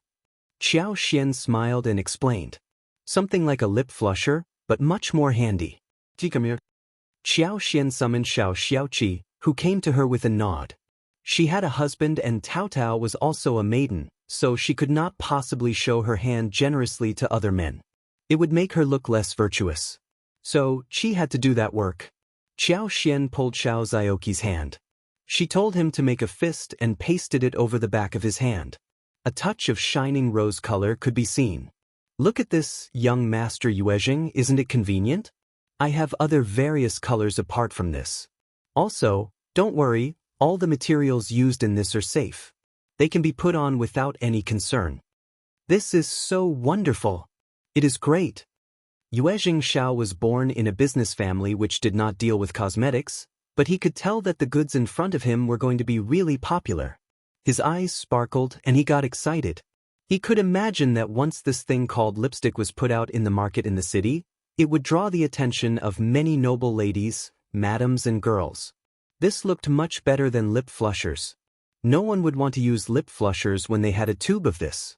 Yuezheng Xiao was a straightforward person, so he said to Xiao Xian, "Mrs. Xiao, I will take all of your lipsticks. Give me as many as you have currently. We can also sign a contract where I want you to supply your lipsticks just to me. Don't worry, I will give you the best price. You will not be tricked, I promise." Xiao Xian had been thinking that he would be interested in lipsticks, but she had not expected that the deal would be signed so smoothly. But this was exactly what she was looking for. Xiao Xian had been thinking about the buyer after she decided to make lipsticks. She was not going to expose herself, for sure. It wasn't easy to find a buyer, because that person had to exceed her father's position. The person also needed to be straightforward, honest, and open-minded about using all kinds of channels. Yuezheng Xiao's appearance solved her problem. First of all, this man did not think highly of her father, which was what pleased her a lot. Moreover, Xiao Xian more or less understood his personality. For example, he never looked down at her or Xiao Yunduan, and treated them equally and politely.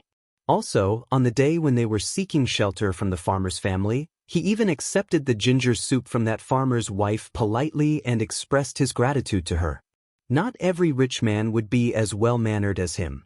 Since he did not need to pretend to be this polite, it showed that his behavior was real. Then it came to Chinese fleeceflower root. A Chinese fleeceflower root over 500 years old was so rare that he only spoke highly of it, rather than showing any greed.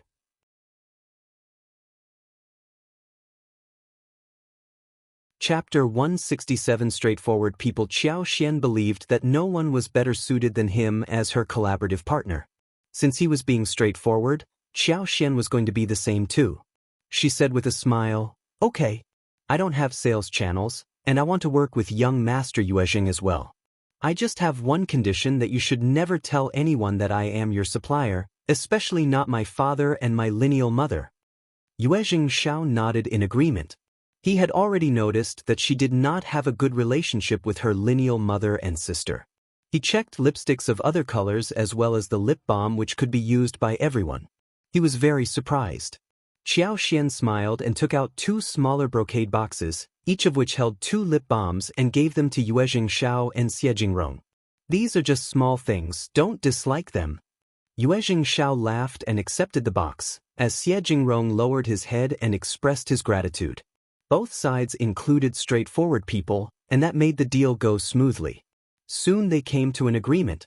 Yuezheng Xiao would supply them with the lipsticks tubes, and would also provide porcelain, jade, crystal for the tubes so that they could look better. He was also going to hire some designers to make the patterns on the lipstick tubes. Xiao Xian could not ask for anything more. She told him to build some tools, which Yuezheng Xiao accepted directly. He did not intend to charge her for any of this. Yuezheng Xiao paid 2 liang for 1 lipstick to Xiao Xian, but the price was going to be kept fluid in the future. It would change according to the market, and could be adjusted every half a year. Xiao Xian had no objection, because all these conditions were very good for her. Xiao Xian expressed her gratitude for the pricing of 2 liang per lipstick. Lipsticks were handy compared to the lip blushers, but they were not very precious. They were just novel items. Therefore, the pricing had to be reasonable. Also, Xiao Xian did not spend much on making these lipsticks. She used her own flowers and beeswax. The labor fee was the biggest expense, but 2 liang for 1 lipstick was already well enough in her budget. Yuezheng Xiao would sell each lipstick for 4 or 5 liang. Moreover, he would raise the price of the lipsticks when they were sold in the capital or flourishing cities in the south. But he also needed to make an account of the cost he was going to spend on the process. At the moment, this was the most suitable way for Xiao Xian to earn money. Since the deal had been made, they signed the contract directly and came to an agreement regarding the delivery time of the first batch of goods. Xiao Xian had 50 lipsticks and lip balms in 4 colors this time. She gave them all to Yuezheng Xiao as gifts. She was giving them full-heartedly for the purpose of marketing. These things were expensive for others, but for her, she had not really spent any money on them. It was a good way for her to obtain the favor of Yuezheng Xiao and the Yuezheng family. She intended to have a long-lasting business with the Yuezheng family, since he had a huge supply channel. Yuezheng Xiao and Xiejingrong were startled by her generosity. These boxes were worth 100 liang.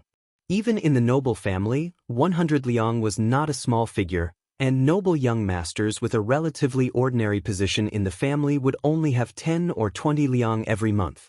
For farmers, 100 liang was not a small figure. Xiao Xian gave it out just like that? They could see that she was not being polite on the surface. Yuezheng Xiao could not help but admire the generosity of this lady. He felt lucky inside his heart, and whispered to himself that Mrs. Xiao was a good business partner that one would not find so easily.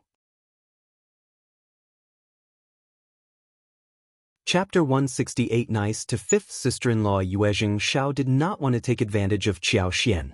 In the end, Xiao Xian accepted 50 liang, half for each box, showing sincerity to both sides.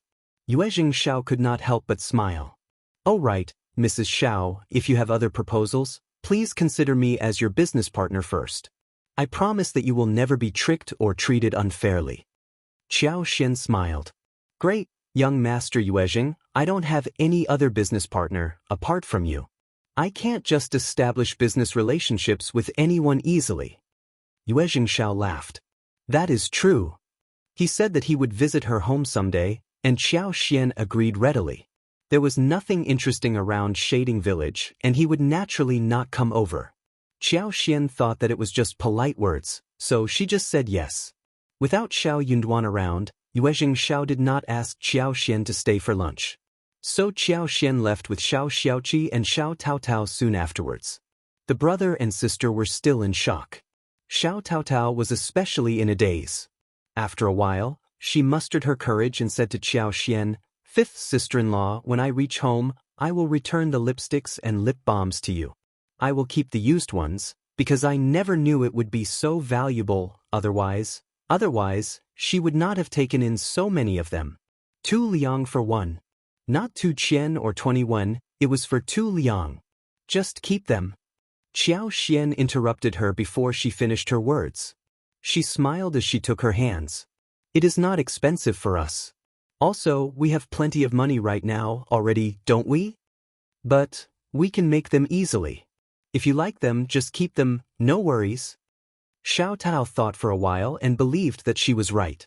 She really loved those lipsticks and did not want to give them back. She smiled bashfully.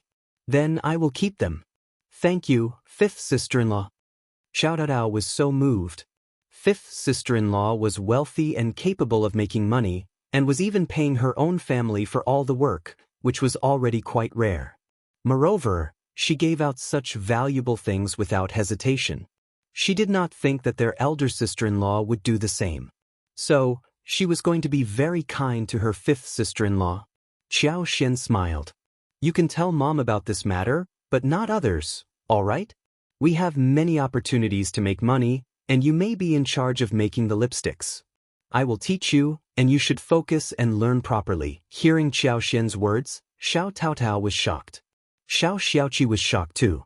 "But, fifth sister-in-law, that is your money-making idea. How can you teach me the method?" Xiao Tao panicked. Xiao Xiaoqi nodded too. Honestly, craftsmen only passed on skills through generations, and even if they needed disciples, the disciples would need to work for years as slaves before being able to get the real knowledge. More so, the master would never give out the knowledge unless he was satisfied with the disciples. But fifth sister-in-law was ready to pass on the knowledge so casually. Xiao was not dominated by the values and ideas in this era, and she laughed. "Of course I am passing it on to you. I would be very grateful if you could help me in doing this business."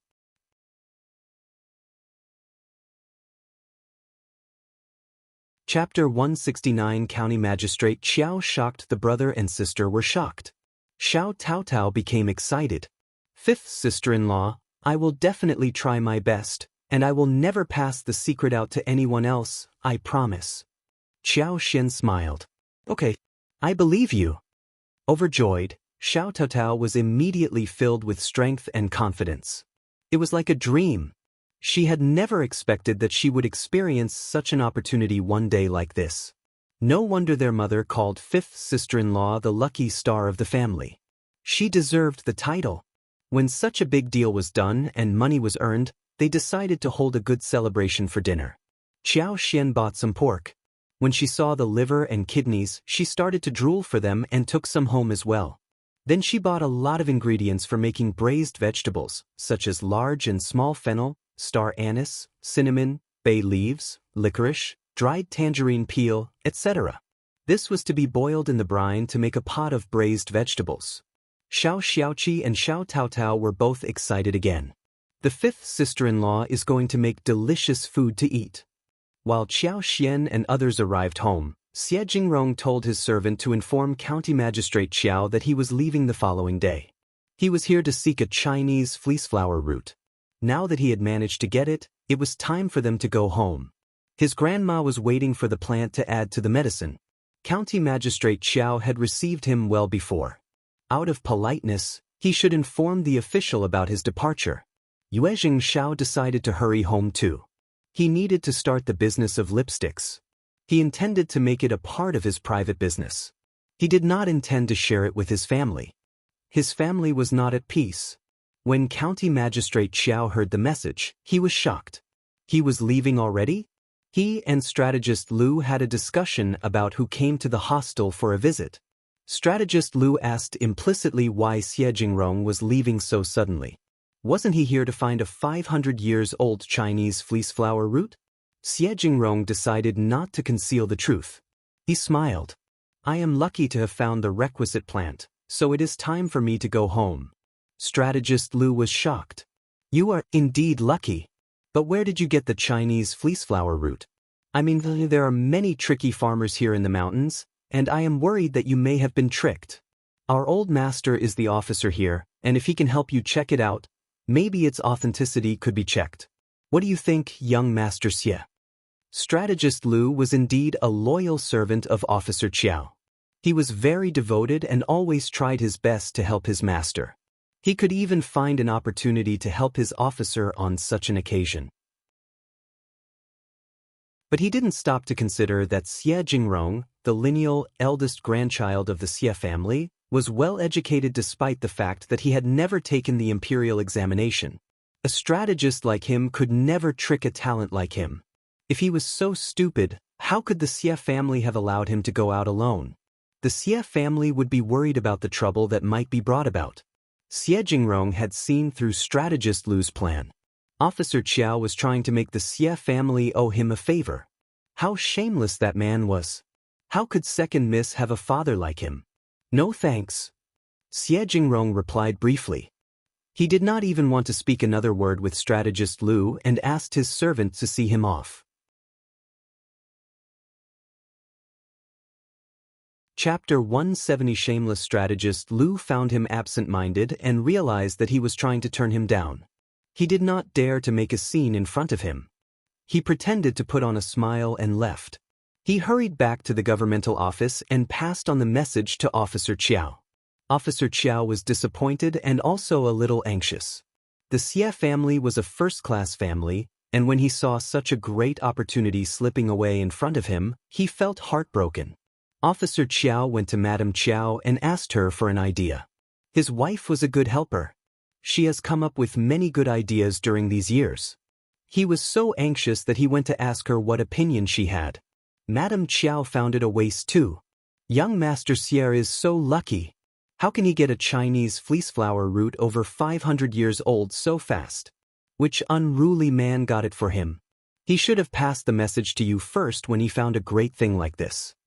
We must find out who that person is and punish him. Also, young Master Xie got that precious thing here in the county, and you are the officer, he should thank you too. Madame Qiao sounded so shameless when she said this. Officer Qiao was the officer of the county, but he was not a man with endowment. Why must he examine everything that was discovered out of the land? But an ambitious man like him did not find anything wrong about it. He agreed with his wife totally.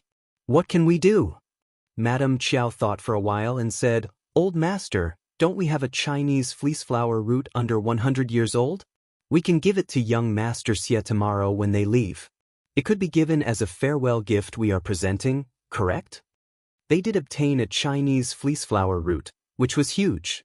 So he asked someone to confirm the age, which was between 50 to 100 years old. Officer Qiao kept the plant and decided to have this delivered, if he truly could not find the right one. Madame Qiao's words motivated him. Yes, they could just give a present no matter what. Young Master Xie would be forced to treat it as a favor. If that young man asked for confirmation from others, he could just get someone to tell him that it was over 200 years old, which was precious enough. Young Master Xie would owe him big when he had such a precious thing delivered to him. He would definitely accept the present when he presented it the next day. Young Master Xie would have no time to turn it down. Officer Qiao found this idea to have merit. He greeted his wife and said, This is good. My darling, you have come up with such a great idea. Madame Qiao was proud too. Women should treat their husbands well. I am doing this for you, old master. You are the supporter of the family. She took this opportunity and begged for mercy on behalf of Qiao Wei. Wei is simply spoiled. She was annoyed with Xian, otherwise she would not have done that. Now she has admitted her mistake. Please, don't ground her for any longer.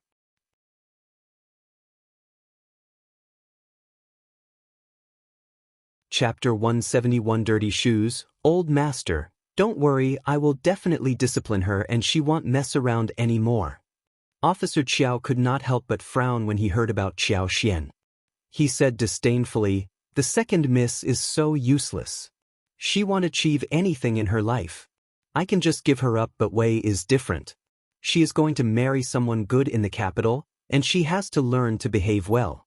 Otherwise she will cause a lot of trouble in the capital. You have to learn how to rectify her temper properly. Hearing what he said, Madame Qiao was feeling both glad and proud. She had been making plans for years, and Xiao Xian was now nothing in her husband's eyes. Well, that bitch was really nothing. She was not even good enough to hold Wei's shoes. Old Master is right. I have not been cautious enough. I thought that a maid could do whatever she wants when she is at her own home and that she will behave well when she is married. That is why I decided to spoil her a little. You are the one who treats Wei the best. Don't worry, Old Master, I will pass on your message to Wei. She will definitely understand your intention, and a kind girl like her would surely correct her mistakes. As for Xiao Xian, Madame Qiao said nothing more. There was no need to mention her at all. In her eyes, she was just a weed that would stain her shoes after stepping on her. Officer Qiao was gratified. He sorted his beard and nodded. That is right. In the first section of the Xiao family at the village, the Chinese Masona picked from the day before was already planted in the floral corner of the field. Xiao Xian decided to make a meal to bring in the taste. That thing was very easy to make. The leaves were mashed, a double layer of cotton gauze was used to wrap it, and then it was rubbed in the basin with cold water. After rubbing and filtering twice, it would sit there for a couple of days.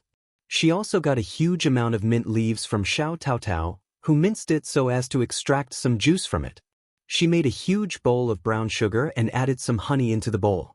When the jelly was made, she carefully added 1 spoonful to the bowl, mixed it and added some brown sugar water, some mint juice, and served it to everyone. Xiao Taotao was instantly attracted to the jelly-like texture, smooth and sweet. This is called jelly. So tasty, better than the pastry bought in the town. Fifth sister-in-law, can we sell this too? There are still many Chinese Masona in the mountains. We can use them. Yes, we can try that. Yeah, it is so tasty. Ms. Fang was astonished as well. She ate 1 bowl and praised Xiao Xian. You are really clever to find such a wonderful trick. It is a good snack during summer. Ms. Fang did not care if they had to use some sugar in it. Xiao Xian served a bowl to Xiao Yunduan, who was busy studying at home. She blinked and asked for praise. What do you think? Xiao Yunduan took 1 bite and the sweetness went straight into his heart. He nodded. It is so tasty, no one else would be able to think of how to make something like this. That is right. Xiao Xian was satisfied and proud too. Let me think more about this. Maybe we can add more ingredients for better taste. Mint and sugar were the fundamental things for jelly. Some other spices like raisins, chopped walnuts, almonds, shredded hawthorn, sweet red bean paste, milk, juice, chopped fresh fruits could also be added alongside. Xiao Yunduan smiled. You will definitely figure it out.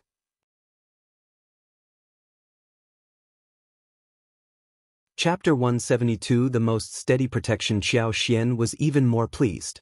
She said with a smile, Eat it slowly, I have other work to do. We are going to have good food to eat tonight. Okay. Seeing Xiao Xian leaving and closing the door, Xiao Yunduan could not help but feel warm. She made him so happy when he saw her making different food every day with Taotao. Their home was lively, bustling. It was such a comfortable feeling. Therefore, he was going to study harder and make it to the recommended man, so they could all be under the most steady protection. Xiao Yunduan finished the bowl of jelly, which was sweet and fresh, and continued with his studies. Xiao Xian and Xiao Taotao, when they finished the jelly, started to make braised meat. The room was filled with cheers and laughter. The whole family loved Xiao Xian dearly. She only needed to give instructions, and everyone offered their help immediately. The dinner was a feast. Sour radish was diced, sour beans were cut, whilst chili and the marinated intestine were fried together. The smell of sour and spicy as well as fragrance started to spread all across. When thinking about salted duck eggs before, Xiao had bought several jars. She made some salted duck eggs and century eggs, and also pickled a jar of kimchi. White radish, beans, cabbage, lettuce, and ginger were all put in it as well. Everything was ready by this point to be eaten. Braised pork liver and ears were sliced, and pig trotters were placed directly on the plate whilst pork heart was stir-fried with garlic sprouts. Pork belly was stewed with soybeans and almonds for soup. It was a table full of braised food as well as 2 fried vegetables. The fragrance spread across everyone's nostrils. People in the village rarely ate inner organs, since the taste was too heavy and difficult to handle. It took a lot of oil and seasoning to make it delicious. It was better to buy meat. After all, meat was fragrant no matter how deeply fried it was. Meat dregs when stir-frying were also delicious. It was a table full of pig inner organs, which changed their minds of how the inner organs could taste like. Again, Xiao was highly praised. They kept saying that the inner organs could also taste so good, better than meat. The hot and sour large intestines, crispy pig ears, fragrant and brightly colored braised pig trotters, and delicious pork belly soup were all delicacies for them. The following day, Xiao guided Xiao Taotao to make more lipsticks. Xiao used the excuse of visiting floral fields to inject her superpower there. Soon, the roses and other flowers were blooming across the whole yard, giving off a fragrant smell. In the meantime, there were some fresh flowers that were budding. The garden was full of a beautiful sea of purple and red, making people feel really fresh. The bees were buzzing about and working hard. It would not be long before she could harvest honey again.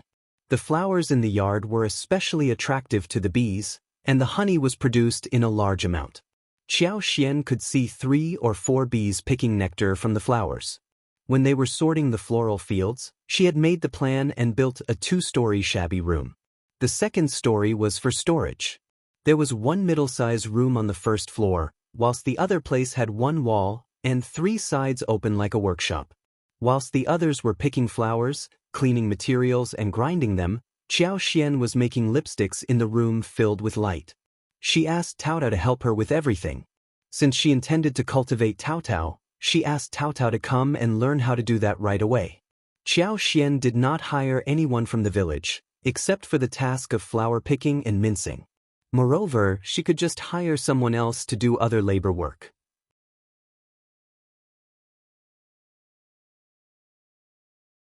Chapter 173 Yuezheng Xiao's Sneering, but that was something for later, when they had built new houses. The yard at home was not big enough. While Xiao was busy making money, Xie Jingrong and Yuezheng Xiao were getting ready to leave the county. When they were just about to get on the wagon, strategist Lu hurriedly walked up to them. It was really very accurate timing. Strategist Lu had planned it meticulously. He had been waiting next to their place for a long while, before appearing at the right time. Young Master Xie, please, stay put. Xie Jingrong paused and turned around, looking surprised. Strategist Lu, it is very kind of you to see us off here. Strategist Lu smiled and said with a friendly tone, you are the honored guest, it is my duty to do so. He did not dare to say anything more but handed out an appropriate brocade box. Young Master Xie, this is the Chinese fleeceflower root which our officer has found. It is confirmed that this plant is over 200 years old, which is very rare. Our officer says that he should not keep the treasure, and instead you should have it. Maybe it can be put into practical use by you. This way the good things would not be wasted. It is a gift from our officer, please accept it. Okay, I won't delay your departure. Have a nice trip, bye for now young Master Xie. Strategist Lu said all of this with a smooth smile. When he was done, the brocade box was already in the servant's arm. He took a step backwards and turned around, leaving. He did everything really fast. Xie Jingrong was speechless. Everyone present, the servant, who was holding the box, turned to Xie Jingrong helplessly. What? Yuezheng Xiao laughed. He looked at Xie Jingrong and grinned. Officer Qiao is fun, brother Xie, now you owe him big. Honestly speaking, a Chinese fleeceflower root over 200 years was indeed very rare, and Yuezheng was taking that for his grandma. County Magistrate Qiao gave it to him so that the family could owe him a favor. Yuezheng sneered. What a tricky officer Qiao, so shameless and snooty. How did he manage to cultivate a daughter like Mrs. Xiao? Was he blind to have treated the elder Miss Qiao as treasure rather than look at Mrs. Xiao instead? No wonder Mrs. Xiao insisted that they should not reveal her identity. It would not be good. If Officer Qiao learned that it was Mrs. Xiao, who had found the 500-years-old Chinese fleeceflower root for the Xie family, he would have forced her to ask for the favor for him. What if he learned about the lipsticks business? He would definitely do something worse. Mrs. Xiao was such a pitiful girl. She must have led a very difficult life. Yuezheng frowned, thought for a while and said to the servant, "Return the brocade box in the intact state to Officer Qiao personally. Just tell him that I have found the Chinese fleeceflower root I needed, and I do not want to take advantage of Officer Qiao. Officer Qiao should keep it for himself." Having given the instructions, Yuezheng turned around, went on the wagon and ordered the staff to leave. Yuezheng was not surprised by what Yuezheng did. This young man looked gentle and handsome, almost as if he were weak, but he was the lineal elder grandson of the Xie family, who could never be simple-minded or fragile. He would never allow the Xie family to owe anyone a favor forcibly. No one could suck up to him easily either. Yuezheng teased him. But a 200-years-old root isn't that bad either. Why not keep it for Officer Qiao's sake?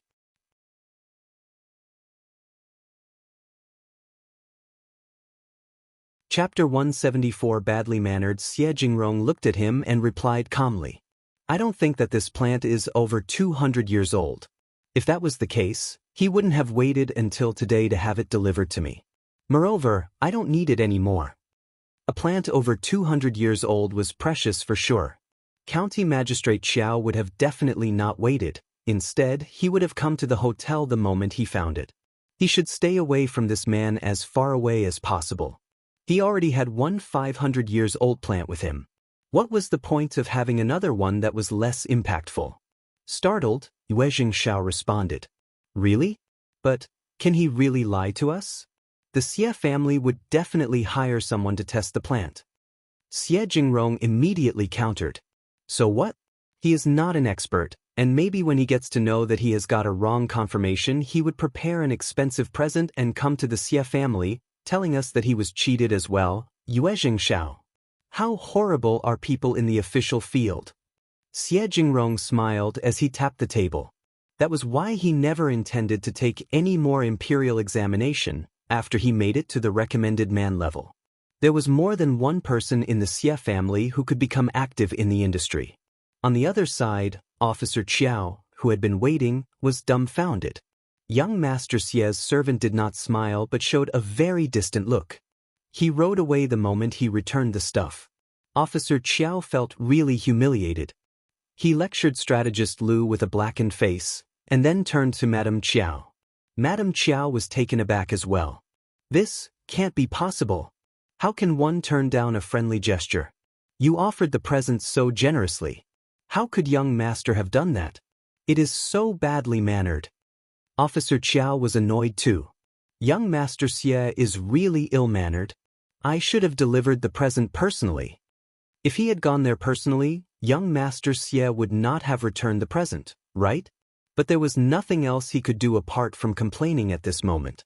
He was blaming young Master Xie for not being able to understand the situation. What a pity! Officer Qiao sighed and was annoyed too. He asked with a slight feeling of jealousy. Who on earth found the 500-years-old Chinese fleeceflower root and stole the favor from me? Madame Qiao felt annoyed too. If you want to know about this, carry out a thorough investigation. Young Master Xie must have offered them a great deal of money.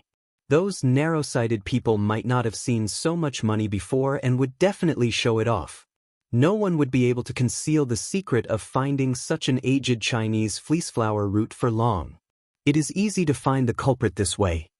Officer Qiao thought for a while and nodded. Yes, I should definitely look into it. He should find out the culprit first, And maybe he could make use of that person to establish a relationship with the Xie family. Officer Qiao passed on the order to Strategist Lu. Strategist Lu took it as a way to compensate for his faults. He bragged that he was definitely going to find out the person within 3 days' time. He also believed that it would be so easy to figure it out. Anyone granted with such an amount of money would surely show off across the whole village. He could just ask the policemen from the governmental offices to ask around. However, 3 days passed, but there was no news about any such gains. There was not a single trace of that mysterious person. Strategist Lu, who had no way to go, had to report that back to Officer Qiao. Officer Qiao was so irritated. How could he have failed at such a minor mission? He asked his own men to ask around, but the result was the same.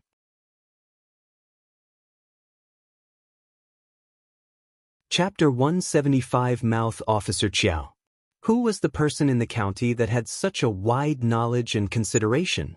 How did that person know that he should keep the matter a secret and make a fortune without making a scene? How horrible that person was. Officer Qiao had a desperate itch to know who that was. At the Xiao family, the first section of the family made the second and third section of the family feel really anxious. They did not dare to come to them to ask for wild animals and other benefits, even after they learned that Xiaoqi went into the mountains for hunting and Xian returned from the town. For one thing, Miss Fang was so unfriendly at the moment, and they would not be able to get anything easily at the moment. For another, what if they irritated Miss Fang so much that she would not want to help them with some rakes? Then what would they do? So they had to remain calm.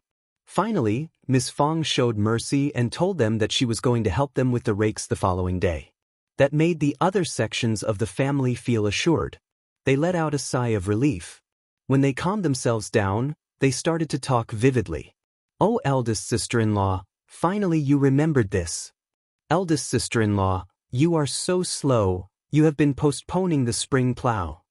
Ask Dalong, Sanlang and everyone to be there early tomorrow, we need to hurry up. In fact, you should ask more people to help us. Wulong, Qi, Miss Su and Miss Qiao should also be there." Miss Fang's face sank and she sneered. "Just leave from here.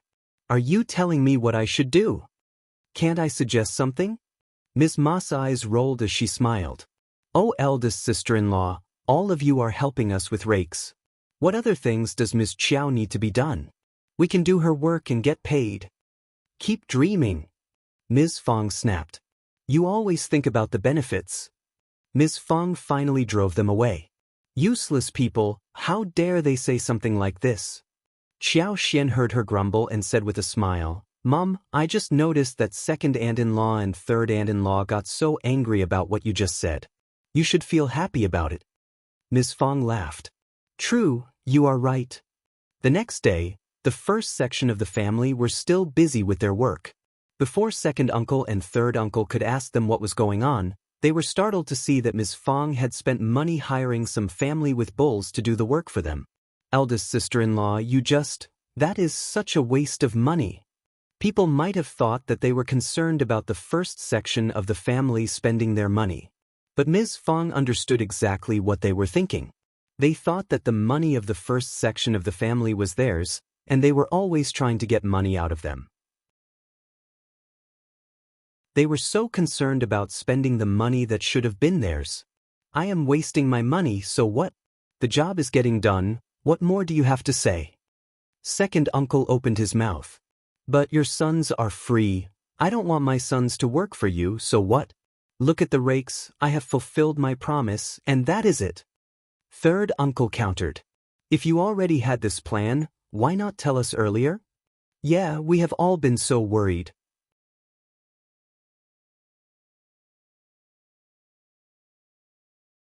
Chapter 176 Jealousy. Ms. Fang smiled briefly.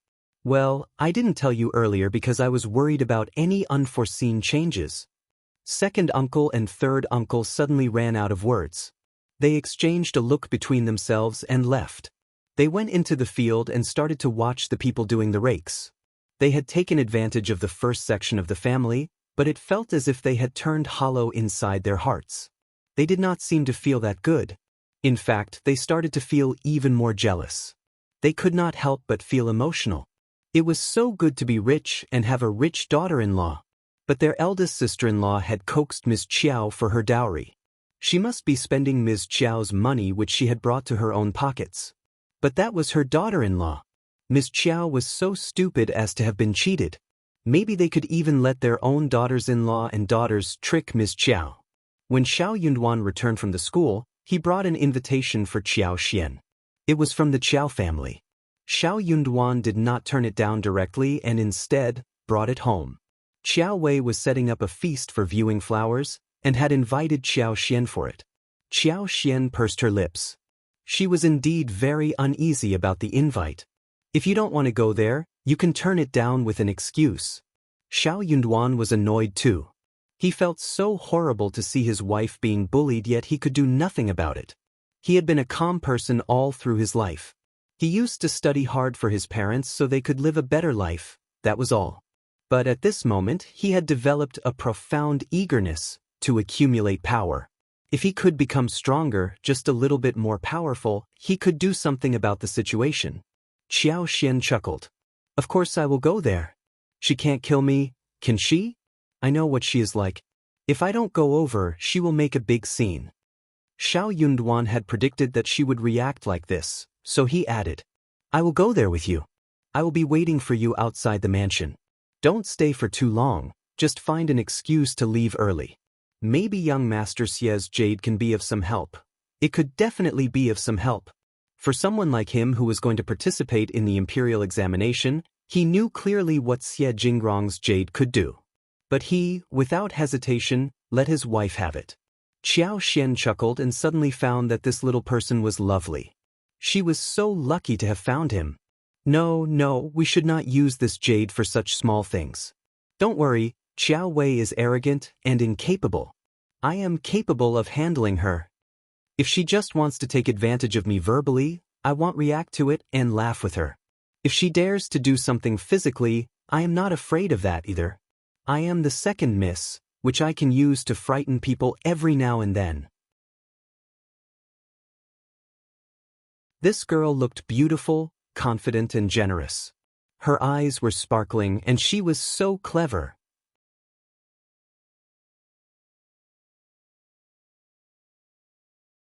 Chapter 177 Invitation. Xiao Yunduan suddenly felt as if his heart had been attacked by something. It was a feeling of warmth, soft and heartful, which flowed all through his veins. Then you should be careful and be sure to leave early. Qiao Xian smiled. Okay. 2 days later, Qiao Xian and Xiao Yunduan went into the town together. Qiao Xian was well aware that Qiao Wei would like to see what a terrible life she was having, so she picked an ordinary-looking cotton dress and did a hairstyle only for married women, inserting a small silver hairpin in it. Then she added 2 commonly seen flowers that were no more than the size of a coin. She liked the beautiful roses or China roses that were fresh and blooming in her hair in daily life. But now that she was wearing the silk flowers and checked herself in the mirror, she wasn't that bad looking either. From Qiao Wei's perspective, she was really poor. Qiao Xian was very satisfied by how she was dressed. At the Dragon Boat Festival, Qiao Wei was lectured by her father and had been grounded. She kept crying and felt really sad. A couple of days ago, her mother told her that the reason why her father disciplined her like that was because he had high expectations from her, and that made Qiao Wei very happy again. But when she thought of how Qiao Xian caused all this displeasure, she thought of inviting her for the flower show. The place where the flower show took place was in an abbey in the southern outskirts of the county. The abbey did not belong to the Qiao family, but a very wealthy businessman called Old Master Xiao. Old Master Xiao had a good field of over 800 mu as well as 2 large villages and 2 stores in the county. The family lived a very luxurious life. The Xiao family had been flattering Officer Qiao all this time, and the miss of the Xiao family, Xiao Ming, was Qiao Wei's follower. Hearing that Qiao Wei was coming to the abbey for the flower show, Xiao Ming was excitedly looking forward to the visit. Apart from these 2 ladies, she had invited some other ladies from noble families. Qiao Wei could not be too straightforward, and had Xiao Ko who would act as her foil. Xiao Ko had been feeling really annoyed by how Qiao Wei and Madame Qiao stopped her from meeting Xie Jingrong. She had even cursed them secretly. But that was all she could do since she had no power. Hence, in front of Madame Qiao, she still behaved like an obedient daughter of a concubine and a flattering follower of Qiao Wei. Qiao Wei and her mother were aware of how concubine do, and her daughter held a grudge towards them, but what could they do about it? A concubine as well as a lowly daughter could not do anything big anyway, right? They were nothing more than slaves. Qiao Ko would always have to obey Qiao Wei's rules and follow her orders no matter what. As for how Qiao Wei wanted to set Xiao Xian up, Qiao Ko became even more active and eager than Qiao Wei herself. She could not do anything about Qiao Wei, but she could definitely do something about Xiao Xian.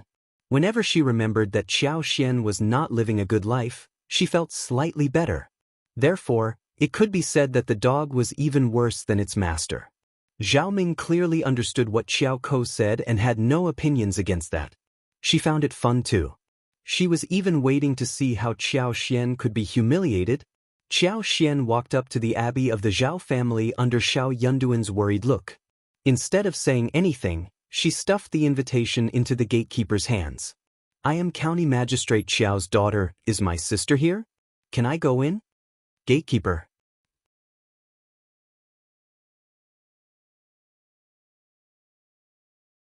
Chapter 178 Tricks. The gatekeeper's words that were meant to pick on her were all swallowed back. Xiao Xian showed the identity, and despite her ordinary-looking dress, she was still Officer Qiao's daughter, whom the gatekeeper should not mock without reason. Also, Second Miss seemed like someone who could not be irritated easily. What if she caught her fault and vented anger on her? Even her own miss would not defend her at that time. Therefore, the gatekeeper made up her mind and let Xiao Xian in. She pointed in a direction and showed a passionate smile. "You are Second Miss, right? Elder Miss Qiao and Third Miss as well as my miss are all at the pavilion by the lake. Wisteria flowers are blooming. Please, have a look and enjoy, Second Mississippi." What a trick. Xiao Xian immediately understood that there was something tricky in her words.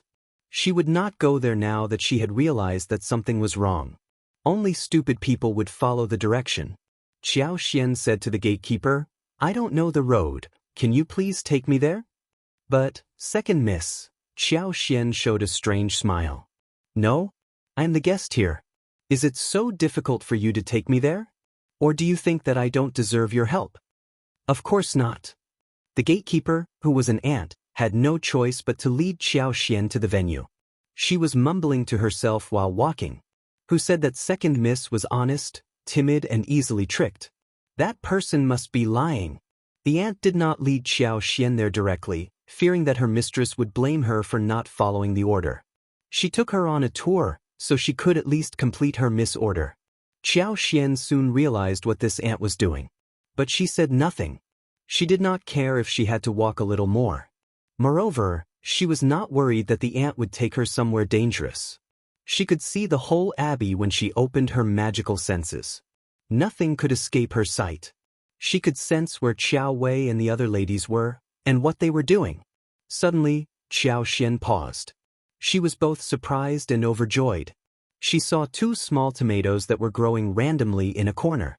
The 2 tomatoes were not growing in a healthy way and had collapsed. There were flowers and red fruits, but they were not very big in size.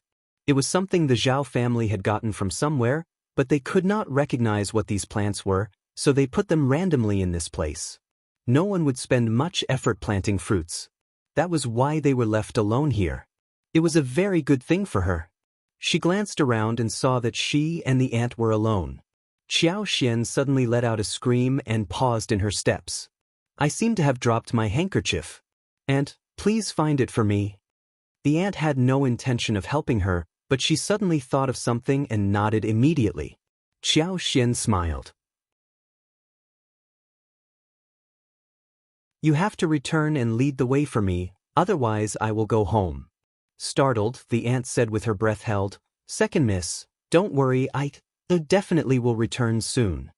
She had intended to leave directly, but if Xiao Xian left because of her absence, her miss would definitely blame her. Second Miss was an honest and easily bullied person? That was incorrect.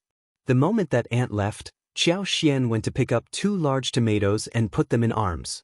She was cheering happily inside her heart at this moment.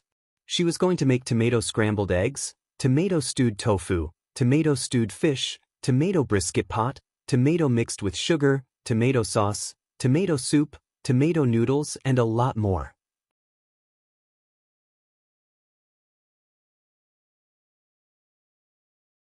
Chapter 179. Not an empty trip. Tomatoes were sweet and sour, and went well with any vegetables. They were good for soup. Any dishes added with tomatoes would be really sweet. Xiao had the habit of putting the tomato in while making ribs in the past. It was not an empty trip. She was going to make the seeds grow faster. And she would be eating the fruits in no time. Aunt returned soon and said, "I didn't find the handkerchief. Have you remembered it wrongly?" Xiao smiled. "It looks like that. Maybe I didn't drop the handkerchief. I could have come to you, but you are here already." The aunt said nothing more. She had no choice but to continue taking her forward. In fact, she almost suspected that Xiao had already noticed her trick and came up with a way to make her uncomfortable. Aunt could not help but feel scared as she thought about this. She wondered what more second Miss would do if she continued to play tricks on her. She was not at all honest. By the lakeside, Qiao, Xiao Wei and Zhao Ming were talking vividly in the square pavilion. They all turned to look into Xiao's direction when she arrived. Qiao was the first one to react. She chuckled. "Sister, is that you? Why you dressed like this? I thought that you were a servant of this abbey." Xiao Wei burst into laughter, and Zhao Ming grinned as well. The other 4 or 5 ladies were either laughing or chose to remain silent. Xiao was Officer Qiao's daughter after all, and no one was interested in getting involved in their family competition. They might even bring trouble for their own families if they did something unpleasant. Xiao was speechless. What an ass-licker Qiao was. She was as annoying as Xiao Wei. Xiao smiled embarrassedly. "This is what women from the village are like." That was what Xiao Wei wanted to hear, wasn't it? She could easily satisfy her. Sure enough, Xiao Wei looked prouder and was less sharp at Xiao Wei. Qiao felt even happier by Xiao's humble behavior. She instantly fell into a good mood. Weak people only became strong when they were bullying the weaker ones. Xiao Wei snorted. "You know yourself well." Qiao laughed. "Sister, even if that is the truth, you should dress better at the banquet, otherwise you are humiliating our parents, right? People might think that we are stingy towards you." Xiao replied instantly. "You are not stingy, you are nice to me. It is my fault not to have seen that through." "Thanks, sister." Qiao expected to see her humiliated and embarrassed, but she even admitted the truth generously and thanked her for the reminder. That made Qiao feel stuck in words. Xiao Wei found her boring to play with. She told herself that her mother was right. Xiao was a bitch and a weed by the roadside. There was no need to take her seriously. She must have seen it wrong to find her different before. Instead of speaking with Xiao Wei turned to Zhao Ming and the other ladies, ignoring Xiao directly. Xiao let out a sigh of relief. But Xiao felt unbalanced.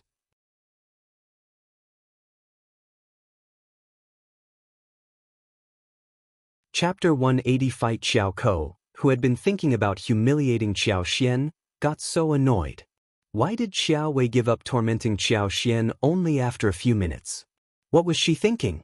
Xiao tried to come up with some ways to set her up, but Xiao did not get into trouble with her. No matter how horrible her words sounded, Xiao listened without countering, and occasionally, she even behaved as if she were guilty. On the other hand, though Xiao Wei lost interest in speaking with Xiao, when she saw Qiao bullying Xiao, she became interested again. She wished that the 2 concubine daughters could fight each other. However, Xiao was too timid to cause any trouble, which made her lose interest. Of course, she would not want to get involved. But the sisters of the Fang family did not like it. They helped Xiao out by engaging in a conversation with Xiao and eased her embarrassment. Jealous and angry, Qiao did not like it when someone helped Xiao out.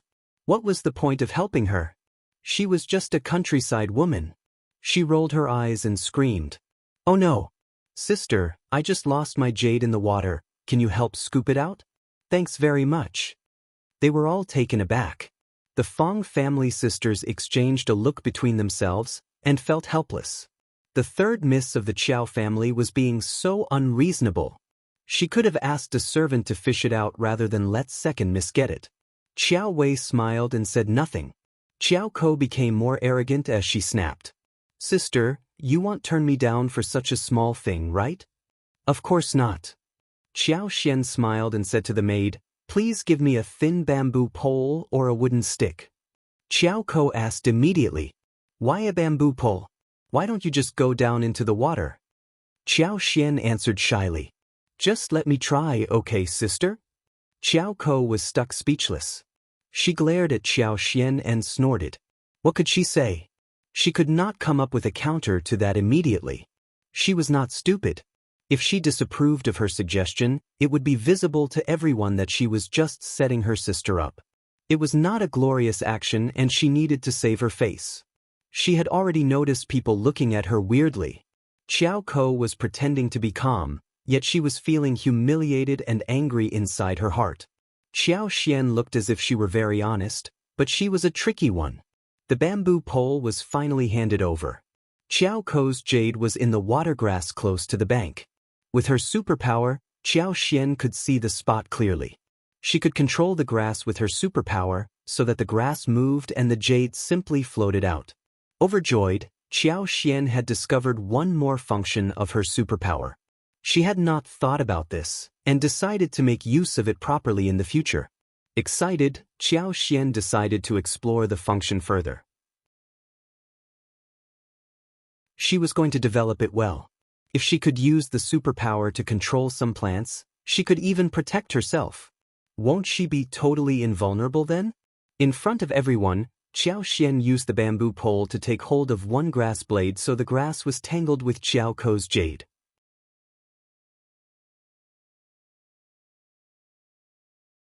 Chapter 181 Xiao Xian's compensation. Xiao Xian passed the jade to Qiao Ko, and said with a smile, Third sister, please keep it well. Qiao Ko's face sank, as she took it from her with clenched teeth, forcing a smile out of her lips. Thanks, sister. No worries, Xiao Wei pursed her lips, thinking that she was such a useless person who could not even give her sister a hard time. Xiao Ko's obvious behavior made people feel very uncomfortable, so someone suggested that they should take a walk in the yard. The idea was supported by many people, and everyone headed towards the garden with Xiao Wei. Qiao Ko glared at Xiao Xian, but the very next second, she smiled and went after Xiao Wei instead, showing a flattering expression. Xiao Xian could not help but sigh. This sister of hers was as thick-cheeked as Ms. Niu and Ms. Ma. No wonder the original host did not have a good time at the Qiao family. Her lineal sister was so arrogant and her second sister was worse. Both of them had their own mothers as the support, but she had nothing. What could she have done? Xiao Xian raised her eyebrows and started to look around extensively. Everyone was watching the flower show, and headed forward without noticing the 2-finger-thick vines stretching out, which tripped Qiao Ko over. Oh! Qiao Ko became annoyed but was worried that Xiao Wei would be displeased, so she kept flattering Xiao Wei and showed no awareness of the vines. That's how she tripped over together with Xiao Wei. The two sisters fell to the ground and the whole crowd let out a scream. Elder Miss Qiao! Help Elder Miss Qiao up quickly! Most of the people present did not take Qiao Ko as someone important. They had seen how Xiao Wei behaved and how Qiao Ko treated her. They all thought of Qiao Ko as someone useless. Even though she fell hard, no one cared about her. But Xiao Wei fell, which was a troublesome matter. Xiao Wei was in so much pain that she turned pale. She could not regain her breath until a while later. She was snorting inwardly with hands over her knees, as she was helped up by the crowd. The maid lifted the dress and everyone gasped. There was a purple patch on Xiao Wei's knees, which was bleeding against her fair skin. It was a very shocking scene. Bring the doctor over quickly. Zhao Ming's face crumpled as she turned to her maid and instructed. She was making complaints inside her heart. Elder Miss Qiao was hurt in her garden, and that would make her look like an irresponsible host. Elder Miss Qiao better not get mad at her. Qiao Ko was even more anxious than her. She almost wanted to kill herself. She felt like collapsing into a faint. How did this happen? She was not injured, but Xiao Wei was. Sister. Qiao Ko sobbed.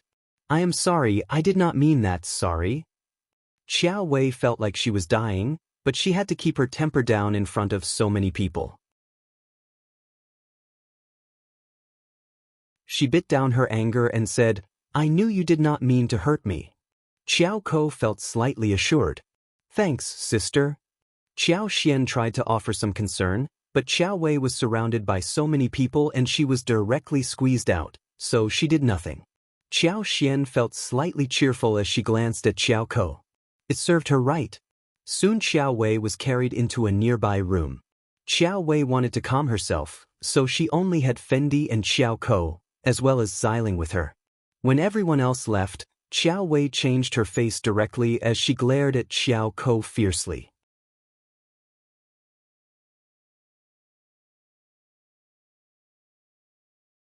Chapter 182 Lecture Xiao Ko shivered as she said in a trembling voice, Sister, you bitch! Xiao Wei glared at her and almost burst out in anger. She had the intention of ripping her off. Kneel down. Xiao Ko fell on the ground without any hesitation. Sister, your eyes are useless if they can't even see the road. Xiao Wei cursed with her teeth clenched. She said to Fendi, What are you looking at? Discipline her. She was suffering from so much pain and she could not tolerate the idea of having been tripped over in public. Pale, Xiao Ko begged for mercy in a small voice. Fendi was very proficient. She immediately went to pinch Xiao Ko's arms. It was early summer and people were wearing thin clothes. Arms would hurt from the pinch, but the wound would not be noticed. They were guests in someone else's home and should not slap them on the face. It would be seen. Xiao Ko's head almost exploded. She, out of compulsion, could not dodge it. The tears were gathered in her eyes, but she could not cry out. She begged and said, Sister, please, forgive me. Xiao Wei's anger was vented as she said coldly, You bitch, just wait until we get home. I will teach you a proper lesson then. Xiao Ko sobbed. It is my fault, I have hurt you, sister, I will definitely beg for forgiveness from mother. Please don't be mad at me.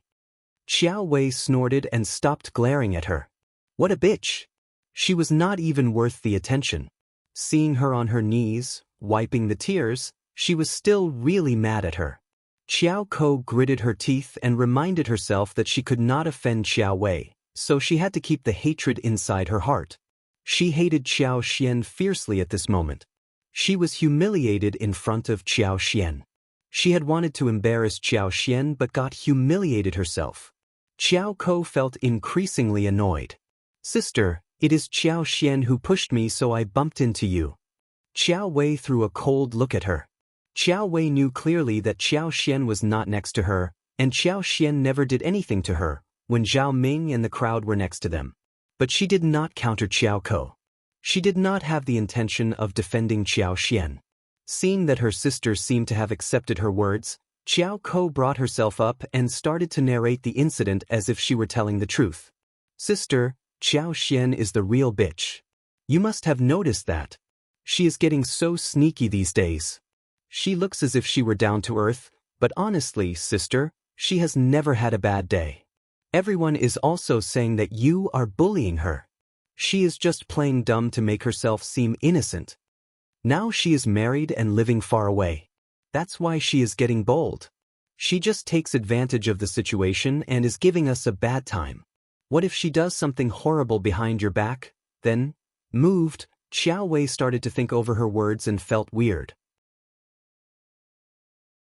However, Xiao looked absolutely humble, but she never had a hard time. She even made herself forget about humiliating her. It all seemed so strange.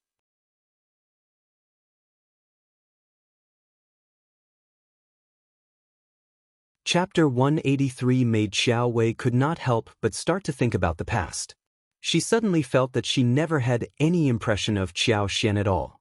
She was just a silent person who never drew anyone's attention. She looked honest at the moment, but she did not seem as genuine as before. Xiao Wei's face started to turn twisted. Was Xiao putting on a show? Was she lying to her? What was she thinking? Qiao Ko was observing Xiao Wei, who apparently had taken her own words seriously. She could not help but chuckle inside her heart. She was trying to make Xiao Xian get sullied with all kinds of filth. Soon, Zhao Ming was knocking outside, whispering that the doctor was here. Xiao Wei threw a look at Xiao Ko. "Get up." "Thank you, sister." Xiao Ko answered and got up carefully with the help of the maid's hand. Xiao Wei had just skinned her knees, and the extreme pain had already passed. The doctor gave the medicine and went away. Xiao Wei was not in a mood for any more fun. Her limping leg could not take her anywhere. She even wanted to leave without eating lunch. Zhao Ming could not keep her but walked her out personally. When she left, the others did not remain there any longer and bid farewell. Xiao Xian let out a sigh of relief that she was finally going to leave. But Xiao Wei said to her, "You don't come to the town often, so come back home with me and greet our mother." Xiao Xian agreed obediently and glanced at Xiao Ko. She could see how proud Xiao Ko looked. At this moment, Xiao Xian withdrew her gaze and understood that she must have played some tricks in the middle. Xiao Xian hated Xiao Ko deeply. She was like a fly who kept disgusting people. Sometimes she just did not understand what benefit would Xiao Ko get after picking on her. It was never easy to understand what these rubbish people were thinking. Xiao Xian followed Xiao Wei and Xiao Ko to the wagon and headed towards the town. Xiao Ko kept mocking her on the way there. But Xiao Xian did not counter her and stayed silent. She was going to see what Xiao Ko would get after sucking up to Xiao Wei. Xiao Wei did not mock Xiao Xian, but called out a maid called Lu Yan. She said to Xiao Xian, "You are father's daughter and you don't even have a maid. Father would look bad in this way. Take Lu Yan home, she will be your maid from today onwards." Xiao Wei never mentioned anything about the maid's contract, because Lu Yan's contract was in Xiao Wei's hands. Xiao Xian was startled and she panicked. "I don't think it would work, we are just a countryside family. Just take her." Xiao Wei looked impatient as she said coldly, "You don't even want to accept my gift?" "No. Thanks, sister." Xiao Xian accepted Lu Yan reluctantly, but Lu Yan wasn't at all happy. She clearly knew that the countryside wasn't a good place to live in and she didn't know when she would return to the town. She did not even look at Xiao Xian, but kowtowed to Xiao Wei politely. She looked extremely unhappy.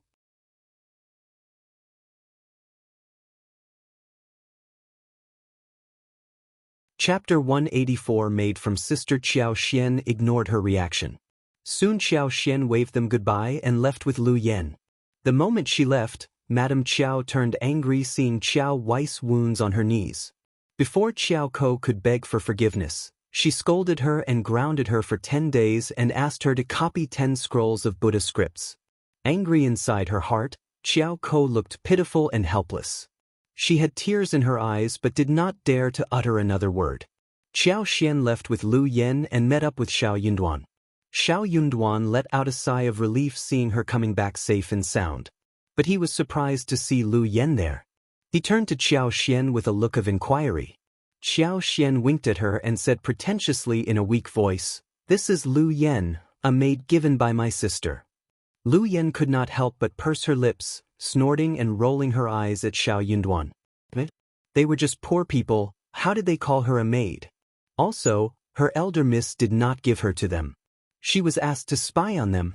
Her contract was in her elder miss' hands, who said that when she was done with her task, she would be brought back home again. Did this couple really think that they were someone of importance? Did they think that she was going to serve them for a long time? They were just dreaming. Xiao Yunduan frowned slightly. He understood what elder Miss Qiao wanted to do. Madame Qiao must have been involved in it too. Xiao Yunduan did not show any reaction when they were in town. He nodded gently. "I got it. Then let's go home." He was totally relieved to see Xiao Xian safe and sound. "Yes, let's go." Xiao Xian nodded and felt a bit gloomy. She could do something about Lu Yan, but she was not going to do that right away. They had no choice but to return empty-handed, instead of buying some meat and snacks for home. What bad luck for them. The roasted chicken they bought the other day was used to save the man on the road. She had intended to buy another one today. The roasted chicken looked crispy on the surface and it must be delicious. They rented the bullock cart for their transportation. The rakes were almost done and they did not need to spend money on rakes anymore. So they had the bullock cart with them. The rent was twice as high as on regular days. Xiao Yunduan was driving the cart while Qiao Xian took the back seat. But Lu Yan did not like it. She did not even help Qiao Xian get onto the cart, and even if she saw Qiao Xian getting on the cart, she refused to do anything. Qiao Xian sneered inwardly. What was this maid thinking? She had her life at the mercy of someone else. What rights did she have to showcase her sense of superiority in front of a free woman like her? How ridiculous!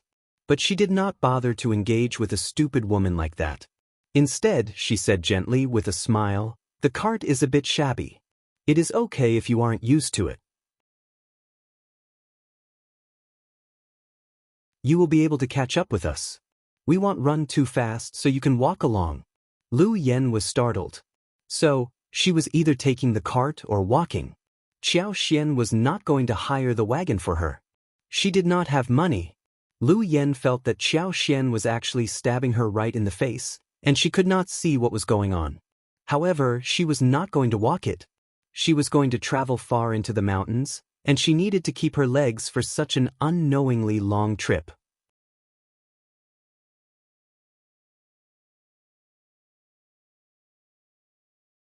Chapter 185. Overcome. Lu Yan pursed her lips, but started to climb up to the cart unwillingly.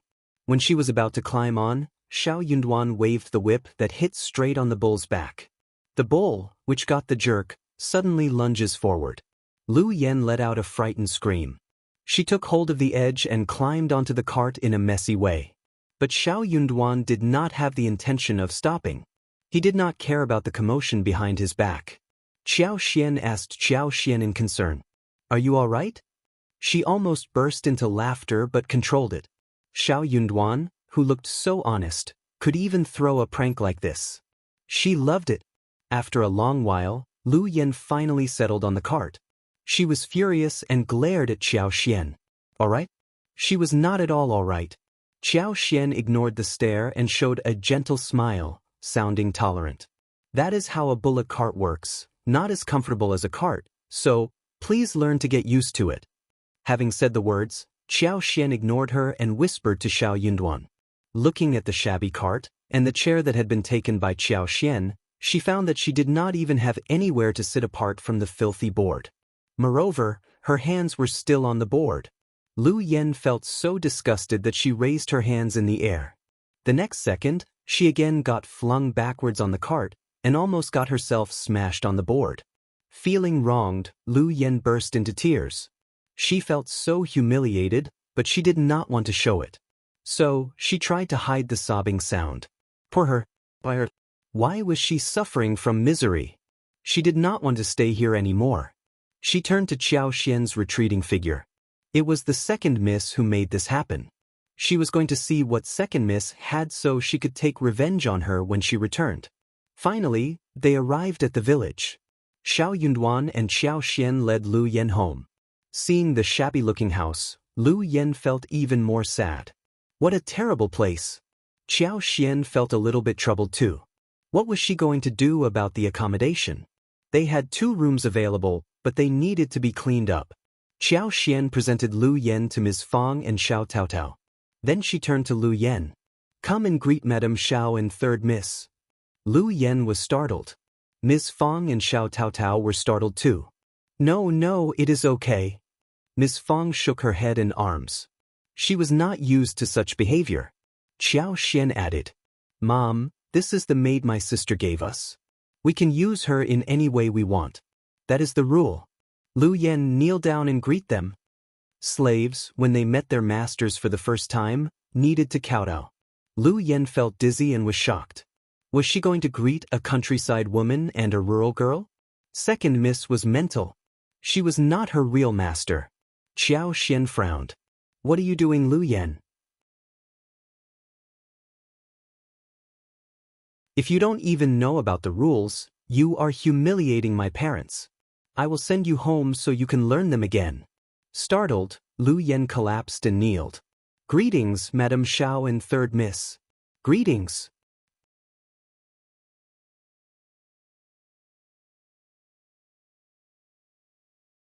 Chapter 186 Habit. Seeing that Xiao could make her kneel down so smoothly, Lu Yan could not help but feel irritated. But it was already too late. She was a maid after all, and she was used to kneeling down. So she did it almost subconsciously. Xiao Tao got so frightened that she retreated backwards, and turned to look at Xiao nervously. Ms. Fang was startled as well. "Will you get up now?" She almost reached out to help Lu Yan up, but Xiao stopped her secretly. Xiao turned to Lu Yan and smiled. "You have done well. Get up now. From this moment on, you should settle down properly and serve us full-heartedly. Just do what you are supposed to do. Do not say anything that should not be said, or do anything that should not be done.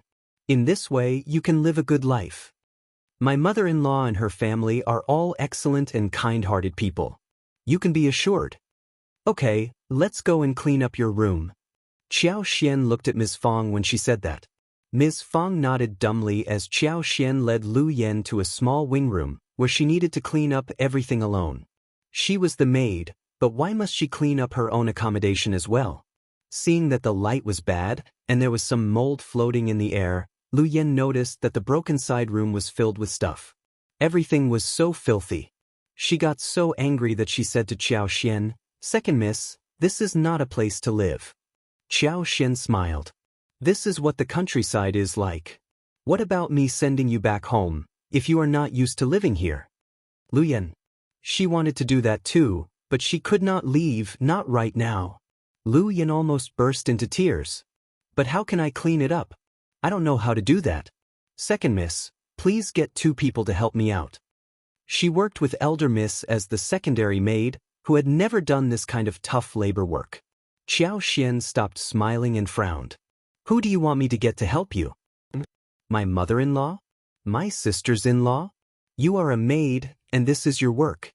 What about you going back to the Qiao family and bringing someone over to help you?" Standing there motionlessly, Lu Yan turned to look at Xiao in disbelief. Xiao ignored her, turned around and left. Lu Yan stared at Xiao transfixedly. For a moment, she almost felt that there was something wrong with Second Mississippi. But she said nothing in return. Seeing the mess in front of her, she felt so bad that she wanted to die. She was not in a mood to do anything. Xiao went to speak with Ms. Fang and Xiao Tao about Lu Yan's presence here. "I did not dare to tell you about this, Mom, because I was worried that you would hate me. My lineal mother doesn't like me that much, and Lu Yan is here to spy on me. She might even do something to make our family worse." So, Xiao Tao was transfixed. She always believed that fifth sister-in-law must have lived a good life at her mother's home, where she never needed to worry about anything. But it seemed that her fifth sister-in-law had not been in a good position earlier. The kind-hearted girl felt so sorry for fifth sister-in-law. She did not have a mother to love her, and did not even dare to report it to her father. It was so difficult. She was going to treat her fifth sister-in-law well, so she could live a happy life.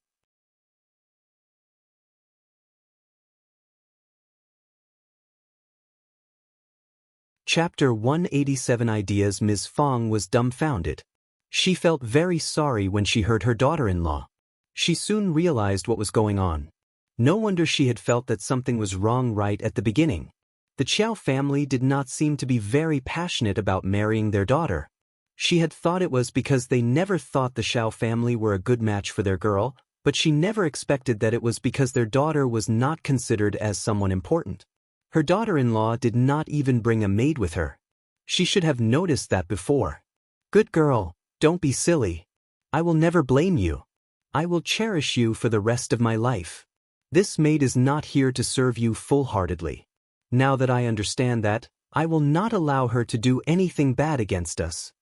Ms. Fang consoled Xiao and started to feel disgusted towards Madame Qiao and her husband. She knew what she should do with Lu Yan. Madame Qiao and Officer Qiao were blind not to treat such a good girl kindly. Xiao let out a sigh of relief, and smiled brightly. "I feel so relieved that you don't blame me. I will definitely treat you and all the siblings well." Ms. Fang smiled. "You are already treating them well already." Xiao added. "Lu Yan may not be that obedient. You have to stay alert and tell sister-in-law about her too. Ms. Fang nodded. I will. Don't worry, if she ever dares to do anything, I will beat and scold her. She is just a maid, isn't she? Ms. Fang, who had not been pleased with the maid, suddenly felt motivated. She found herself feeling like the master. Xiao chuckled and nodded. Of course. Ms. Fang was satisfied with her response. Xiao went to Xiao Yunduan and discussed the matter. They had no idea what Xiao Wei's purpose was. Xiao said, My lineal sister always has different ideas. I believe that Xiao Ko must have said some bad words about me. Let us just keep the maid, she won't be able to turn the table. Xiao Yunduan nodded. Don't let her know that you can make money, hide it well. Xiao burst into laughter, feeling warm inside her heart. I will. She suddenly added. She should never get close to our room or touch your books, or disturb your studies. Xiao Yunduan nodded seriously. I will not allow her to get close to me at all. Xiao liked what she heard, and gave him a smile. When they were done talking, Xiao asked Xiao Taotao to come over to her room. They took out the seeds of tomatoes and sun-dried them, so they could be planted. Xiao took out the seeds, spread them out in a small round dustpan covered with gauze. She said to her, Taotao, please take good care of the seeds for me. They should only be planted after being sun-dried. The fruits can be eaten as either snacks or vegetables. They are good things. Xiao did not want Lu Yan to see these, nor did she want mice or birds to peck at them, so she entrusted Xiao Taotao to do the job. Xiao Tao nodded at her and said, Don't worry, fifth sister-in-law, I will take good care of the seeds and lose none. Xiao smiled. Just relax and make sure that you have some left. She believed that one seed could create a whole plain. She could make it spread faster and wider after that.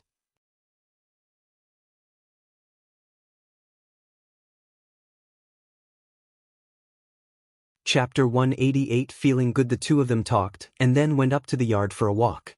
There were many loquats, plums, mulberries, and bayberries in the garden, which looked very attractive as they were hanging on the branches. The two of them held a few in each basket.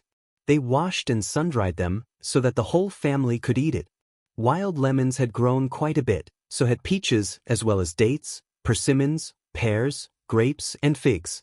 The watermelon's veins were everywhere, casting a patch of greenness on the ground, looking really interesting. The watermelons were round and in different sizes. The large ones were as big as bowls. Xiao felt that she could pour in some power so the watermelons could be ready to be eaten earlier. What a wonderful thing! The pomegranates were also blooming, and they were particularly bright and dazzling.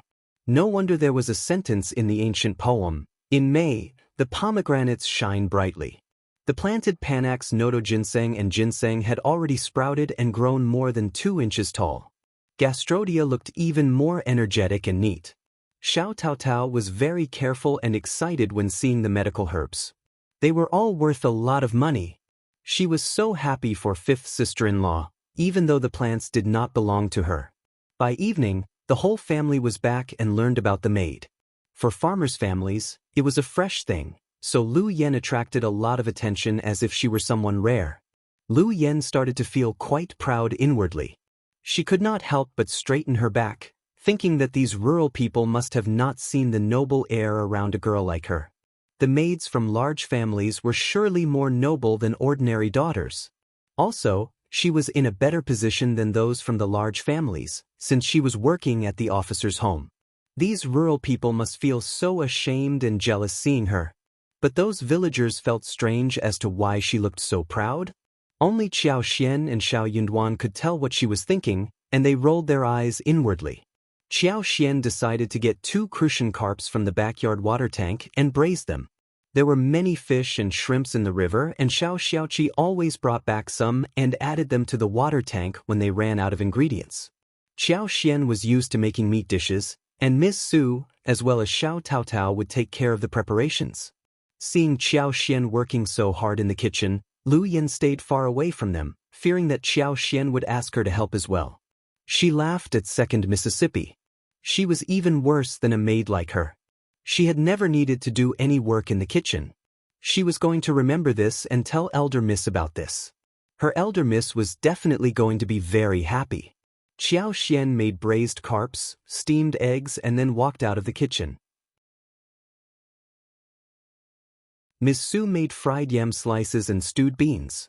They added a bowl of sponge gourd and the whole family started to eat together.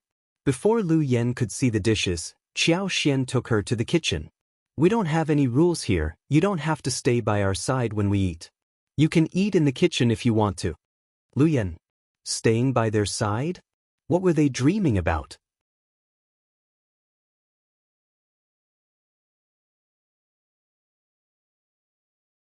Chapter 189. Too lazy. Thinking that the rural people did not live in a luxurious state, Lu Yen refused to eat with them on the same table.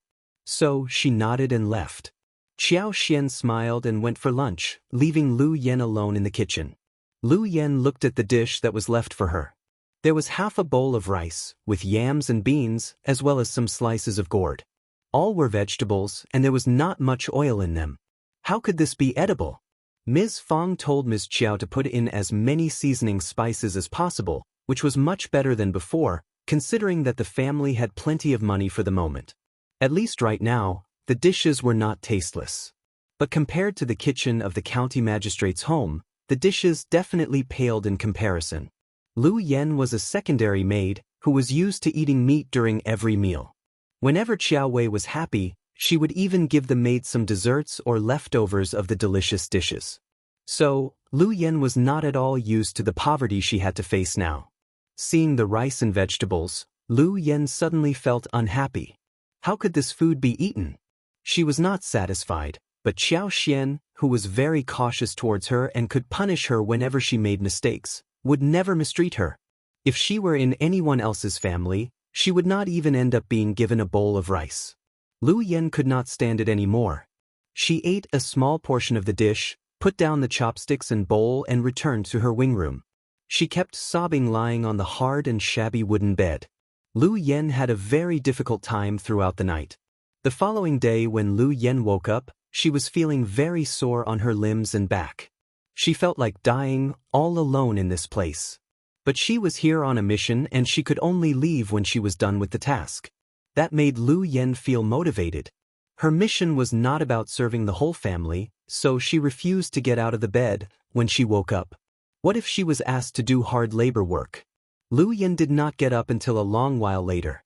Ms. Fang was alone at home, taking care of her grandchildren. The others were out for work, except for Xiao Yunduan, who was studying in the room. Xiao was making lipsticks in the floral field. Ms. Fang would have gone out with her grandchildren to visit others, but for the fact that she had to keep an eye on Lu Yen. She glanced at Lu Yen's room, feeling very displeased. How could a maid be so lazy? She should have been sold away. Lu Yen combed her hair, washed her face and found 2 steamed buns for breakfast. She ate them up in silence. The steamed buns were cold and stiff. For Lu Yen they were like wax. Lu Yen was greedy for the steamed buns with meat and ground meat porridge. She desperately wanted to go back to where she came from. Lu Yen gave herself a pep talk and then went up to Ms. Fang. "Greetings, Madame Xiao," she came to Ms. Fang and said with a flattering smile, "Young master grandson and lady granddaughter are so good-looking. They must have a great fortune in the future." Xiao Junyan and Xiao Qing were eating loquats and plums, seated on the chairs next to Ms. Fang. The bright yellow loquats and dark red plums were big and plump, and the juice flowed across the lips when they took a bite. The flesh was thick and tender, and the fruit was full of flavor. The 2 children ate everything with relish and had satisfied smiling faces. It looked delicious at first sight. Lu Yen could not help but feel like eating the fruit as well. She gulped down the saliva and reached out for the basket.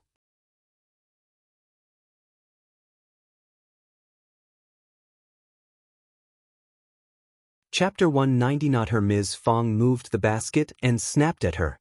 "You are not at all honest. You are such a lazy maid. Even the most lazy woman in the village wakes up at this hour and does not even get to eat porridge." Lu Yen sneered and thought that she was not a woman from the village anyways. Lu Yen felt humiliated when she was snapped at by an elderly woman from the countryside. She forced a small smile out of her lips. You are right, Madam Xiao, I will correct myself. Where is second miss? Is she also working in the field? Of course. Ms. Fang snapped at Lu Yen as she pursed her lips. We need to eat by doing labor work. You can sweep the yard, the broomstick is in the corner. That is your job from this day on, one sweep in the morning and the evening, no early sweeping in the afternoon, wait until the ducks, chickens and geese all return to the nests. Lu Yen felt even worse when she heard about her task.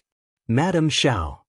Lu Yan's smile stiffened as she said unhappily, but I am here to serve second miss, and I can't do such heavy labor. I'm not good at it either. There is such a thing as serving. Miss Fang's eyes arose as she sneered. Let me tell you, Ms. Qiao is working at our home, and your status is even less than hers. What are you countering me for? One more word and I will slap you right on the face. Lu Yan's face turned pale. She was startled. She believed her words completely. Rough women from the countryside always hit or scolded people, instead of talking reasonably. She could look down at Ms. Fang and her family in her heart, but she could not dare to counter Ms. Fang if she really slapped her. It is my fault, I am sorry. Madam, don't be mad, I will sweep the floor now. Instead of arguing, Lu Yen started to sweep the floor. Ms. Fang frowned. Xiao Taotao had swept the floor early in the morning. Lu Yen could never do a good job. This was such a mess. Ms. Fang looked down at her inside her heart. What was she doing here? And she even wasted their food. Ms. Fang wanted to drive her away directly, if she could. Lu Yen sneaked back to her own room when she saw that Ms. Fang was not paying attention to her.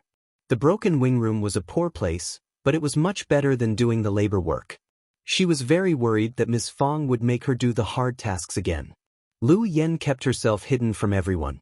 Xiao as well as the rest of the family did not care, because they never expected her to do anything in the first place.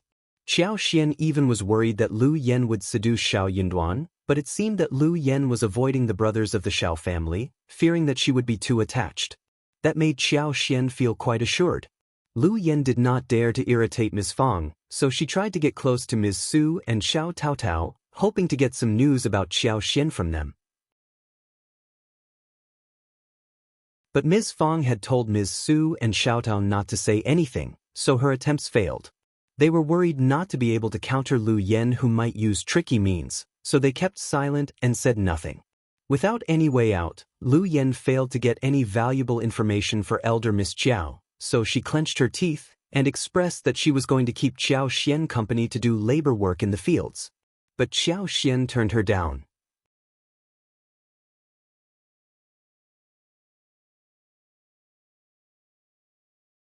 Chapter 191 Different Identities. She was never going to let her know about the existence of her floral fields. Xiao's rejection caused suspicion in Lu Yan's eyes. She tried to stalk Xiao, but was discovered by Xiaoqi. Xiao lectured her and asked Xiao Taotao to take her to Ms. Fang. Lu Yen tried to sneak into Xiao Yunduan and Xiao's room when Xiao Yunduan was at the college for studies, trying to find something there. But Ms. Fang got to know and found her when she was going through the wardrobe. Ms. Fang snapped at her angrily. Knowing that she was not in a good position, Lu Yen apologized and did not dare to counter her. Knowing what happened, Xiao angrily slapped Lu Yen right on the face, pointing at her and cursing. Who do you think you are? How dare you rummage through my room? If you ever do that again, I am going to chop your hands and ruin your face. Let's see if my good mother is going to defend you then. Xiao did not care if Lu Yen was idling around. But she could not stand it when she dared into her room. Lu Yen should never be allowed to find anything in her room. Slapping her was the least punishment she could give to her. Lu Yen felt her face flush badly. She was so shocked that she even forgot to scream and stared at Xiao in surprise. Did Second Miss just slap her? How could Second Miss be so ferocious? Did she really actually hit her? She was the timid and honest Second Miss. She was supposed to be weak. Lu Yen felt as if she were dreaming. Lu Yen believed that Xiao was a timid person who could be bullied easily, and that was why Lu Yen sneaked into Xiao's room. Any servant would be punished heavily if such a thing happened in a family. Servants might even die if their masters had a bad temper. Heard what I just said? What? Lu Yen brought herself back and felt pain arising on her cheek. Second Miss seemed so intimidating at that moment. She could not help but shiver as she replied. Yes, I did. Then bear my words in your mind. Qiao Xian sneered. Don't you ever forget whose hands you are in. I am not out for your blood, but don't think that I am someone easily bullied. If I am going to punish you, your contract will become mine too. I can ruin you, and your master will not be able to do anything about it, understand? Lu Yen turned pale and showed horror and fright. If Second Miss ruined her, Elder Miss would definitely not help her, but blame her for not being able to complete the mission well. She would kick her away instead of caring about her. Elder Miss might blame Second Miss as well, but what more could she do? Second Miss was also Officer Qiao's daughter. Lu Yen suddenly realized who she really was. She was just a maid and Second Miss was the master. They had a huge difference in their identities. If Second Miss ignored her, then things would be fine, but if she wanted to do anything to her, she would be helpless against the attack. Go into the wing room. No food for you today. Qiao Xian said coldly. Without uttering any sound, Lu Yen rushed away. Back in the wing room, Lu Yen collapsed onto the hard wooden bed, and her heart throbbed heavily.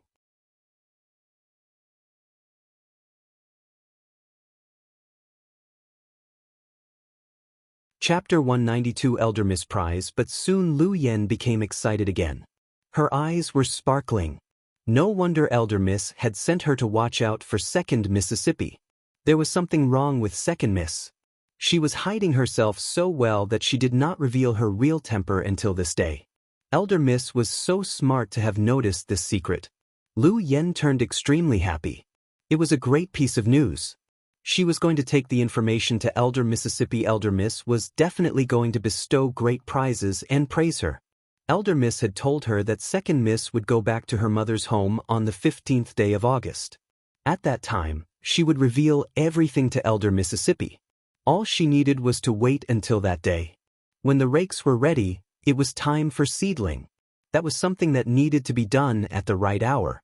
The first section of the Xiao family only had 7 mu of field, and their grain production was not so high. So, it took time and labor to finish the field planting. Qiao Xian ceased her work of lipstick, because Ms. Su and Tao Tao as well as Qi were helping out with sowing seedlings in the field. Ms. Fang was cooking at home, and Xiao Xian was asked to take care of Xiao Junyan and Xiao Qing.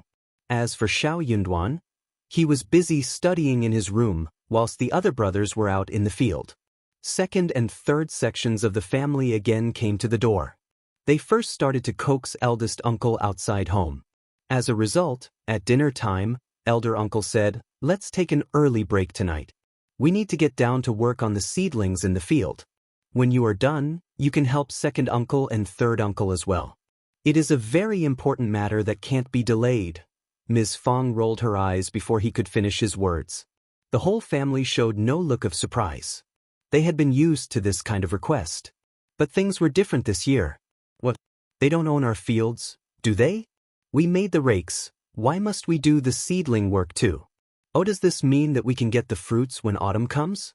And we can pick the rice we want? Are they so handicapped that they can't move at all? Eldest uncle frowned. How can you say things like this? We talked about this before. We will forget our past grudges and start fresh. Why are you still thinking about this? Miss Fang got even more annoyed. Of course I am thinking about it. I am telling the truth. They betray us and then they badmouth us. Why must I forget about this? Why are you thinking about making us do all the work for them? We are also busy, they can do the seedling work themselves. That is my brother, not someone outside the family.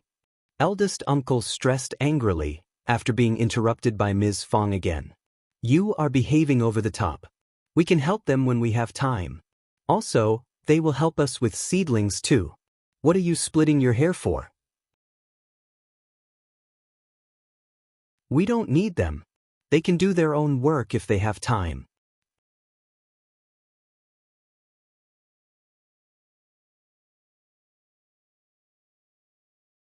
Chapter 193 Clear in mind, eldest uncle glared. You are not working in the field, so you have no rights to make a decision. Ms. Fang looked at her sons. Do you need second and third uncle for help? Xiao Delong was too honest to make an expression. He scratched his head and did not dare to utter a sound. Ms. Su did the same thing too. She did not say a thing, but inwardly, she was cheering for her mother-in-law. Xiao Sanlang did not give up after hearing what his mother said. I don't think so. They are always lazy and they never do anything. Xiao Xiaoqi and Xiao Taotao nodded in agreement. They are so lazy and slow. We are much faster. Last year when we helped second uncle with the seedling, second aunt-in-law took second cousin back home and told her to help with cooking. But when we came to her home for lunch, we did not get to eat any food except for one pot of porridge and pickles. That was such a simple lunch that I believed the second aunt-in-law could have done it alone, eldest uncle. Heard that? Ms. Fang sneered. No one cares about them. They are just tricking us. They are getting more and more treacherous towards us. Elder uncle felt humiliated as he said in a sunken voice, You should drop the idea. We are going to help, that is all. Understood? Qiao Xian could not stand the whole thing anymore. She smiled. Mom, it is very easy to resolve this matter. We can help them the way they help us, that is fairness, right? The whole family immediately got clarity in their minds. Xiao Yunduan could not help but glance at Qiao Xian, smiling. He had come up with the idea before, but he could not say it out loud. He was the son, who should not humiliate his father publicly. It was better for his wife to say so. That is true. Xiao Sanlang struck his leg, eyes sparkling. This is a great idea. You are so smart, fifth sister-in-law. Eldest uncle shivered. Shut up, Ms. Qiao, what kind of idea is it? Seedling is an important thing, we have to take it seriously. Ms. Fang was very displeased. She sneered. What are you shouting at my daughter-in-law for? We are being totally fair, not messing around. Seedling is a very important thing, so you can ask your brothers to pay attention to their own business. It should not be delayed, right? Why didn't you blame them for being lazy? Isn't seedling important for them? If you like them so much, you can help them yourself. Qiao Xian said, after the seedling process is over, we are going to host the wedding for the third sister-in-law, and we are totally occupied. I need to hire elder brother and elder sister-in-law to help with preparations. She really did not have time to help the other sections of the family with anything. Qiao Xian was not yet done with lipsticks. She needed to continue with her work. Yuezheng Xiao had told her that she should make as many as possible, and he was going to buy them all. They only had 500 lipsticks available for sale. She had to hurry up. One lipstick was worth 2 liang and that was a great thing. They had no wax, so she needed to take Qi and Tao Tao into the mountains. She was going to take in 30 bees boxes within a month. She planned to plant mushrooms too, apart from lipsticks. She had made a new plan. She was going to plant fungus, especially white fungus, which were widely accepted, valuable and precious.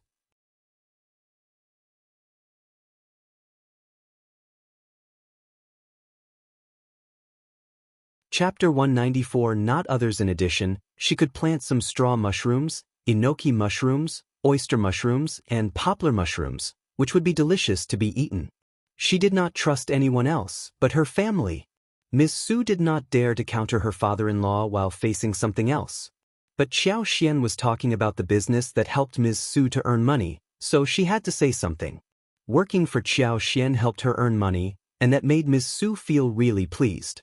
She often counted the money she had saved in the room, laughing like a silly woman. She was saving it all for her own future.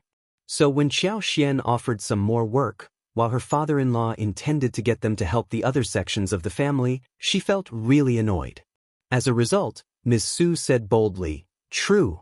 Dad, we can't delay what fifth sister-in-law needs us to do, right?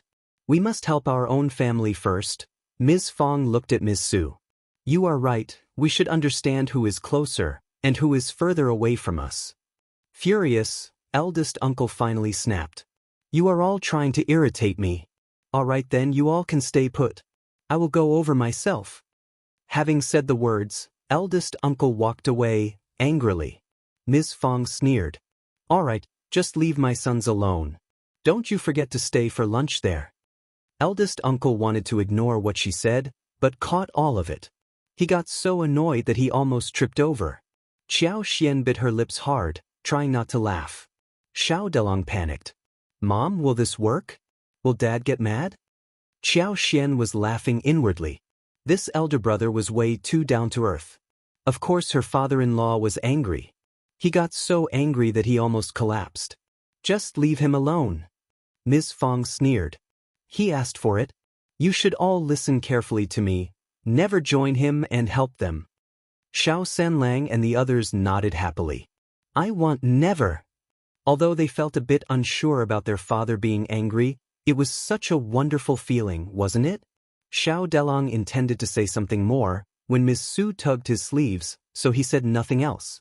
His wife was smarter than him, so when his wife made the suggestion, he closed his mouth no matter how confused he was, unless it dealt with principles and bottom lines.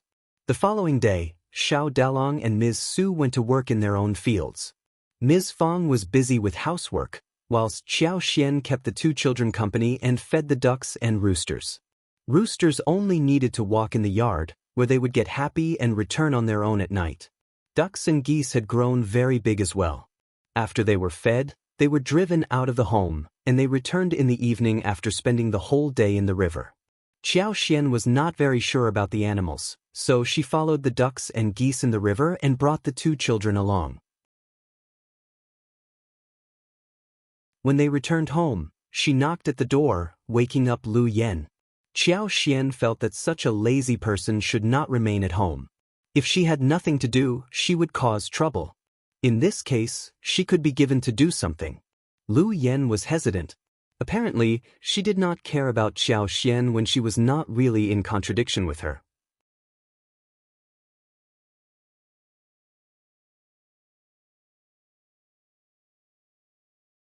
Chapter 195 Real second miss, but for Shouting Village, which was far away from the town, and she, as a single girl, was worried about running into something unpleasant on the way, she would have run away rather than stay here.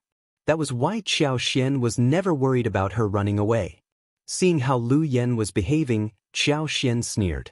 Sweep the floor clean, chop the wood well, and wash all the clothes. No food for you if you don't finish the work. If you can stay hungry for a couple of days, then you are welcome to do nothing. She had not entrusted her with any work before, because she wanted to see what Lu Yen could do. It was never difficult for her to rectify her. Lu Yen was surprised, unconvinced, and extremely furious. She was certain that the second miss had changed. She was different from before. Or the second miss had always been pretending in the past. Second miss at this moment was the authentic one. Lu Yen had never respected Qiao Xian. So when she was threatened, she was not very happy. She threatened back in a soft tone. Second miss, don't forget that Elder Miss has told me to bring you back for the gift presentation on Mid-Autumn Day. I am a person given by Elder Miss and Madam to you. I can only serve you with some tea. You should remember who is behind me. Second miss, you are humiliating me constantly. That is not good, right? Qiao Xian smiled. You are wrong. What do you mean by who is behind you? Should I explain my actions to you? Do you think that just because your contract is not in my hands, I can do nothing about you? Mid-Autumn Day is still not here yet. Do you think that I will be afraid of your report to them? Just wait and see what happens if you disobey me, okay? Lu Yan's face changed slightly as she stood motionlessly, but she still did not want to move. She refused to do any labor work. She just did not want to do farmer's work. Maids from the mansion never did anything like this. Qiao Xian raised her eyebrows and was about to say something when Ms. Niu came in with her grandson in arms. She shouted, Elder sister-in-law, you bear the grudge in your mind for so long. What are you staying here for? We are just offering our help, Ms. Fang countered immediately. I don't care. You can do your own work if you want to. We don't need your help, because you are going to say that your time in fields got wasted because you helped us with seedlings. How horrible that would sound. Ms. Fang told the other two sections of the family not to visit them. She did not help them either. Second uncle and third uncle had an argument with Ms. Fang, but they never showed up anyway. They believed that they were kind-hearted, but they were turned down early in the morning. Even good-tempered people would not feel pleased after a while. Ms. Niu came to the door directly when she became frustrated. Now she got even more furious when she was countered by Ms. Fang. She became anxious and panicked. Actually, she was upset about having to do everything alone. She had been waiting for the first section of the family to help as always done in the past. She could not stand losing the easy help, which used to be available to her every time in the past. She was a greedy person and felt that she had been put into a disadvantageous situation. Ms. Fang was so disgusting, she thought. Ms. Niu glared at Xiao Xian. She felt that it was all Xiao Xian's fault.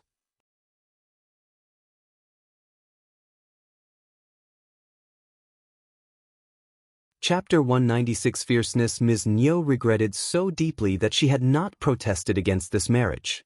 Nothing good had happened after Ms. Qiao became part of the family. Xiao Xian did not care about her reaction. She even thought of an idea when she saw Ms. Niu's look. She said, "Second aunt-in-law, we are already in different families. We should care about our own business. Mom is right. You are just humiliating yourself by coming here. But, second aunt-in-law, if you are so busy, I can offer some help." She pointed at Lu Yan and smiled. "This is my maid Lu Yan. Why not take home and make her do your work? You can do whatever you want with her. Maybe she can be of some help to you." Ms. Niu, who had been so angry a few seconds ago, stopped as she heard the words. "Are you sure? You are going to let me use your maid?" "Yes, yes." Xiao Xian nodded. Ms. Niu could not help but turn to Ms. Fang, who snorted and looked unwilling, but she said nothing more. Ms. Niu felt slightly better. She snorted. "That is good. You should never break your promise." Ms. Niu would never lose any chance of taking advantage of anything. "Of course not." Xiao Xian said to Lu Yan, "What are you standing here for? Why don't you go home with second Madam Xiao? Listen to her order, otherwise she is going to punish you, got it?"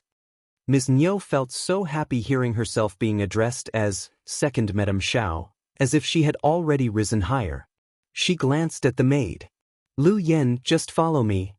Lu Yan looked at Xiao Xian, bit her lips, and followed Ms. Niu. Lu Yan felt somehow proud inwardly. She believed that Xiao Xian must have been scared by what she said, so she did not dare to do anything to her. So she drove her away, just to hide how humiliated she was. All right then. She could leave. Ms. Fang sneered. The maid is going to soon know what kind of hell she is going into. Xiao Xian was not a hard-hearted person, nor was Ms. Fang. But they had the right methods to give Lu Yan a hard time. They just did not want to get themselves stuck with too much trouble. Lu Yan would soon know how hellish life could be when she ended being with someone like Ms. Niu. What was she thinking when she put on a look of who she was? Hearing what Ms. Fang said, Xiao Xian understood that her mother-in-law knew what she was doing. "Mom, you know me well, that maid has to go through some difficulties so that she knows what the world is like." In the afternoon, Xiao Dalong and the others came home for lunch. Xiao Xian helped with dough making and noodle kneading. A while ago at home, Xiao Xian cut chili noodles, shiitake mushrooms, egg skins, pork belly into dices, and fried shrimp, minced garlic, minced green onion, minced ginger, fried peanuts, and put them into a large jar just to mix with noodles. Apart from the noodles, she picked some beans, celery, and scallions from the yard. The beans and celery were chopped, blanched in boiling water, while scallions were cut into minced green onions as seasonings. When the water was boiled, the noodles were cooked and scooped up so the vegetables, sauce, and sesame oil as well as vinegar were mixed with pickles from the jar. It looked tasty and appetizing. The dish was simple, and the meal made people feel so satisfied. You're tuning in to the Wang Lin's Journey YouTube channel. Don't forget to subscribe and join us on this journey to catch the most captivating stories.